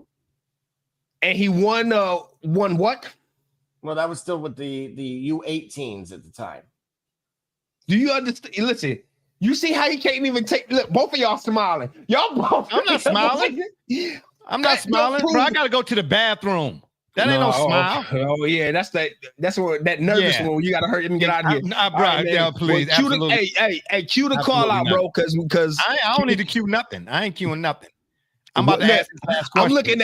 I'm looking at the 2021 World Championship Milwaukee Bucks ring. I'm looking at the 2011 World Championship Dallas Mavericks ring. I'm looking at 11, 10, 9, 8, 7, 6, 5, 4, 3. Has there ever been an NBA 2003 World Champion Spurs ring, 2002, 2001 world champion Lakers ring, 2000 world champion Lakers ring. Hold on. So then for your argument then, has there been an NBA team that didn't have a foreign player on it that won an NBA championship but still called themselves world champions? Zero. Plenty of times. Zero. Since 1992 especially. So it ain't every no single NBA team. So every single NBA team that won an NBA championship had a international player on their roster. Okay, so you mean when Magic? Hold on. So even all right, let's go look at the Pistons then. No, man, you should know that. You should know that. The Carlos Arroyo. Yeah, hold on. Carlos Arroyo was on that basketballreference.com. Let's do it right now. What about the 06 Heat? Let's do it right. No. What about the 89 Pistons? The 89 Pistons had who they have on that's what I'm looking for. 06 Heat, 08 Celtics. What about the 89 Pistons? Let's see. Let's see. Come on, I hit him twice, Jay. Hold on, wait a minute. Don't talk about Darko. Yeah, you're right. I'm about to find out right now. Hey, man, he's a farmer. All right. NBA champ. Okay, so let's see. Who did y'all say first of all? Let's go to 1990. Let's go to 89, 88, 89. Bam. Yeah, the 89 Pistons. Who they have on their roster that was foreign? Oh, you know what? They were all American in 88 and 89. They were all American in 89 so they were all American. Because that's the flip side of your argument. But no, before the Dream Team. I don't care about no before. You said same one. I'm flipping your argument. I've been saying that. I said it 10 minutes ago. I said before the Dream Team. Stop it. No, I'm talking about when we first started this. Because I said when it came to the Dream. Because remember, this was in 89 and 90, that was still prior to the Olympics before the Dream Team got established. Remember, because in 88, that's when they had the college players, and that's when the college players won the that's when the college players got lost in the Olympics. Oh, somebody just said something about the 2006 Miami Heat. Is that us? Somebody said that. I've been saying it for 10 minutes. Nobody's listening. Oh, okay. The Double J's putting that in the comments. But no, Gully, listen, here's what I'm saying to you. I don't care. When we first had this conversation, way back a year ago, now you want to talk about before the Dream Team. I said that. To you, yes. Okay. I said that. I don't care about before that. I said, has there ever been a... No, because when we first started talking this, I mentioned the Yankees. I said when the Yankees was winning, man, stop it. I said the NBA has the best, it recruits the best, it cultivates recruits the best talent internationally. Bruh. When the 89 Pistons won the NBA championships, how can they call themselves world champions? They've been calling themselves. I just told you what the rings look like, bro. The championship but they had no foreign players on it. The championship, because the best talent, because the argument is the best talent in the world playing basketball comes from the NBA. That's what I say. So I'm saying that my argument is the 2006 Heat could beat many teams, many German national, Italy national, Chinese national teams. That's the argument I'm making. And that's why they can lay claim to the fact that the NBA can say they were. Then why did the Americans have trouble with their Brazilian teams? So who do you think could have beat the 2000 in LA Lakers with Kobe and Shaq, or the 2001, 2002? Who do you think in the world could beat that team? Oscar Schmidt. The Brazilians, yes, the Brazilian, baby. By the time you talk, can be 2001 Kobe and Shaq. Hey, you think? And the Lakers. Hey, I watched the Pistons beat the Kobe and Shaq with Ben Wallace at the center. Yeah, all right, that's fine. All right. Anyway, let me ask my last question. Yeah, I'm gonna ask my last question so we can go. Get out of here. Yeah, it's great. All these world champions. You either NBA champion or world champion. After all the rings that the Celtics won, all those rings say world champions. Oh, I know what they say. I know what they say. World champion Lakers in 87, world champion they was calling Lakers in 88. That's what I'm trying to say. It's a misnomer. It's a misnomer and a misappropriation. No, it's not. When Bill Russell won his championships, they had no business calling them world champions, and they ain't playing against nobody in the world. You mean to tell me? I'm telling you, Bill Russell didn't play against world players, so the Celtics ain't had no business calling themselves world champions. As an example. That's a bad example, bro. Well, that's the example I'm using. That's a terrible example to use Bill Russell. All right. You know why it's a terrible example to use Bill Russell? Why? Bill Russell was from Canada? Nah, because Bill Russell, you know the times we were in at that time. If you mean to tell me he didn't see the best in the world at that time? Bob Cousy. Especially Bob Cousy then. Hold on. Wait a minute. Especially once Bill Russell established himself as the leader of that team in Boston. Once they started winning championships. Okay, what about George Mikan then? When George Mikan won a championship, who was he playing against that was playing that played for another team best talent from in the world in that game? Yes. How do we know? Because the world wasn't playing in that game. All right, man. All right. Yeah, okay. So? Yeah. Don't tell him nothing else, Double J. My last question. After all of this, is NBA expansion outside of North America imminent? Yes. Double J? Within 3 seasons. I'm sorry, Double J. Detroit fan man. He said Popovich, yo boys. Popovich in San Antonio agrees with Jay, and the Spurs only put up NBA champ banners. That's but what fine do we for do Popovich. about Miss Universe? Ask Hey, Gully what we do about Miss Universe. That's Popovich. That's Popovich having imposter syndrome. Oh, That's man, what that stop. is. Oh, man, Oh, please. bro. Oh, man, cut it. Don't do that, bro. Yeah, on that note, I leave y'all without a imposter quote. syndrome is? Stop it. He Y'all know downplaying his great. He downplaying his great. He only built an international team. What are you talking about? Tim Duncan's from the Virgin Islands, first of all. Second of all, man, that's U.S. territory. Oh, yeah, a territory. Is it the country? Yes, U.S. Is Hawaii the country? No, Hawaii they got a United States post office, then they're the U.S., boy. Okay, so listen. Yeah, so he nothing. led. Puerto Rico got United States post office. Who else office. can do what they can do with Fabrizio Alberto? And before that was Naz Muhammad. Okay, what you mean? Who couldn't do it? Pat Riley could have. Okay, whoa, Cab What you mean? Calloway. All right, Cab Calloway. Yeah, exactly. Yeah, when U.S. spent North Los Angeles the NBA world champion of what? The United States, he wasn't questioning NBA's talent level, but rather the naming. The NBA didn't. That's all I'm saying, the naming. Double J, don't listen. You ain't got to. Okay, so we saying that the win a global. All right, man. All right. Anyway, the best talent. Anyway, y'all still ain't said nothing. You still ain't said nothing about. Don't do the pizza. Don't do the pizza. Don't do the paisan. Don't do the paisan. You have not addressed the Dennis Schroeder argument. First of all, y'all have not addressed it at all. What is that? I don't know. The argument is whether or not if he got blonde hair this week. That was the argument. You know what I'm trying to say? And who Dennis cares? Schroeder argument.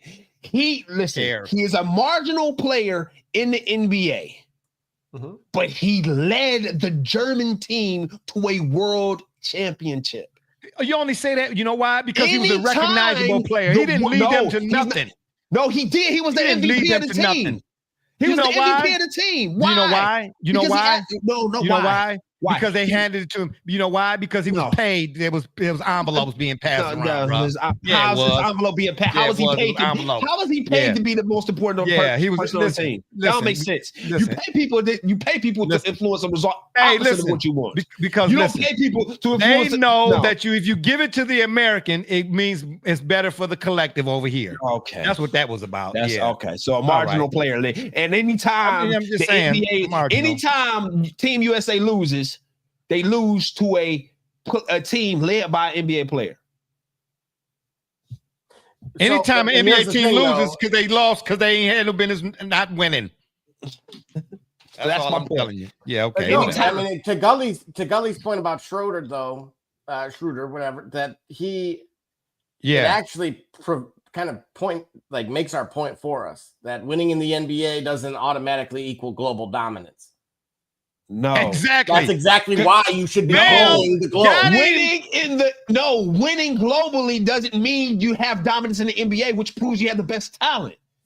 Winning globally makes you a world champion, though. No, he makes my point. You can beat them, which are supposed to be the best. Marginal player led a marginal player led a national team against other collective national NBA players. Oh, that makes him an NBA champion. So when Dennis Schroeder, when Dennis Schroeder won for Germany, that made him an NBA champion. He led German national teams against a collective of NBA players. So that made him an NBA champion.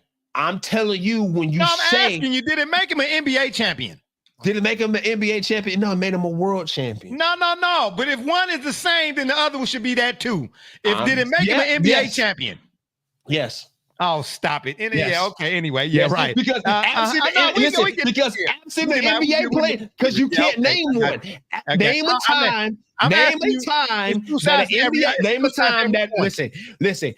Our international teams, our national teams in America are represented by a collective of NBA players since 1992. Name a time that they lost on the international stage to a team that was not led by an NBA player. And I ask you on the flip side. Okay, so can't ask me nothing on the flip side if you don't answer the question because I already answered yours. I answered yours, and you don't have an answer for it. I don't need no answer for that. You gave me the 2004 Argentina team. 4 of them players were NBA players, and they were led by an NBA champion. So then you could say again, they were led by an NBA champion. Dennis Schroeder leading Germany to a world championship also makes him an NBA champion. You ain't answering my question. No, I'm asking you because if one thing is true, you can't ask me if you can't answer the question. What you mean? An NBA player going off, one NBA player going off against 5 NBA players or 10. It speaks to the talent level. Exactly. It speaks to the suggests overall. that the league style of play sucks so badly that when you give that said player an opportunity, he actually can play better than them. That is probably the worst bleeping argument I've ever heard in my life. Not at all. Yeah, because it still makes my argument. It still makes my argument in association with because you still have not named. All right, Dennis Schroeder being a marginal player beating NBA players is bad for business. No, it's not bad for business because you still have not named. Carlos Arroyo was the only active NBA player for the 2004 Puerto Rican team. Okay, they had one guy. Did they lose? Did they beat the American team? Point guard. Did he lead? Was Carlos Arroyo? He led. Wait a minute. You saying Carlos Arroyo? He led he was a team leader for that Puerto Rican team. In that particular game, but not in general. No, in that particular game. Okay, but not in general for that Olympics. He wasn't. He didn't have a stellar Olympics. Is what you're saying? He had a marginal Olympics, but then he just lit up against the NBA. The NBA player lit up against the NBA, but then he was quiet everywhere else. I just want to know. Manu Ginobili, who had already won an NBA title with the Spurs, lit up the Team America and the World Police, and won a national. Let me ask you this: won a global championship. Hold on, Double J. Because you still haven't answered my question. Manu Ginobili is a world champion and an NBA champion, right? You keep answer my question. Ginobili a world champion. Listen, Detroit fan man. Like minutes per game. I'm not ignoring anything. Carlos Arroyo played 34 minutes a game for Puerto Rico. The next closest guy played 22. He played 30. Okay, so an NBA player led the productivity for a national team because he played the most minutes. Well, why was he doing? Gully. So if that makes him, if Dennis Schroeder, listen, answer. Can y'all answer the question? I keep answering your questions. I've not ran away from any of your questions. I said I can't answer that because I don't know. I have to go. It should be easy for you guys to tell me an instance. It's not easy when my memory is not great. Double J, he the statistician. He know everything. This man can find. Listen, oh man, stop it, bro. Come on, man. And, all right, so Detroit fan, man, I'm gonna lay the challenge to you, Detroit fan, because you're the only one seen to come back with something. No, but whoever because he knew. That would be in the modern era, and we haven't given the league enough time yet. What do you mean? The league's had 33 years to lose to a team that was not led by an NBA player in national play, in national competition, in championship mode. So that's what I'm asking you. When Dennis Schroeder won with Germany, that makes him. Did that make him an NBA champion? But you still ain't answering my question. You still find me the international team of non-NBA players that beat the American players in a I told you I need time to find them. I said name me. Here's the thing. Remember all those same points you made before? Oh, this league is going to give us the brand, right? Mm-hmm. So if the brand is so good and big, well, that's why those guys are on those rosters. They're actively recruiting international talent. They've been doing it for 30 years. No. But I'm saying this. They've been doing it since the 80s, matter of fact. That Germany is saying, well, wait a minute. This guy plays in this league overseas. Look what the U.S. does with their soccer players. The MLS guys suck. They're grabbing, one or two, but when it comes to the World Cup, they take every kid that's in Europe. So guess what? I think that's a terrible argument. Because that's a terrible argument for soccer. I mean, talking about soccer. We're not talking about soccer. This is literally your point. You are proving my point. No, it's not possible. I'm proving your point. That's what the bigger leagues are. So, as you're trying to suggest, listen, man. All right, I'm gonna do it for y'all. Okay, I'm gonna just go. Yeah. You do it. Yeah, Nate, do it for us. I'm gonna do it for you. I'm going to name the time a collective, international team that was not led by an NBA player beat the American team, which we know since 1992. Every national. So on the flip side to your argument, Dennis Schroeder beating the Americans, that made him when Dennis Schroeder played for Germany and they beat America, then that makes him an NBA champion. Yep. I'm gonna say it, yeah. Okay, that's a bunch of malarkey. I'm gonna say it, yes. That's a bunch of malarkey. Thank you. Yeah, okay. Detroit fan, man, your drinks are cut off for the night. That's it. Yeah. It's nighttime for you. Right, buddy. You gotta go to Space Jam to answer my question. Whatever I gotta go to, it's a flip side to every question. We ain't dealing with no wooden nickels. Listen, when you can't turn in a paper half done and expect a day. You want to answer the flip side of a question when you ain't flipped over the page on the first one when you got right. Is it two sides? I'm not talking about the paper. What about a coin? Is it two sides to every coin? Yeah. What's on my side?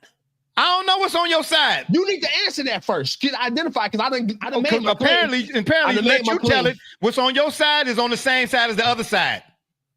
So it's a double nickel. Listen, it's a wooden nickel. That's what it is. 55th been fine by me. The double nickel. Okay. All right. All right. We can get out of here. Obviously, y'all see, we're gonna pick this back up at a later time because he sounds ridiculous right now. And on that note, I'll leave you with this quote. A man's glory from his virtue is greater than the glory of his pedigree. Let me read that again. A man's glory from his virtue is greater than the glory of his pedigree. That's why I'm virtually. Yeah. Virtually. So now virtually. The title does not guarantee global success. And we see it time and time again with that state, whether you got 1 or 1,000. So don't Double J. Listen. Double J. Why not play them? Because they're scared. That's why they won't even play their G League product. Because they get out. Double J, let him have it. Let him have it. He's a cricket world tag champion. Because he watched WWE. That's why he's saying what he's saying. Yeah. By the way, if y'all didn't see that, listen, stay tuned. The Turbo, we got some heat for that. That was an awesome night one of SummerSlam.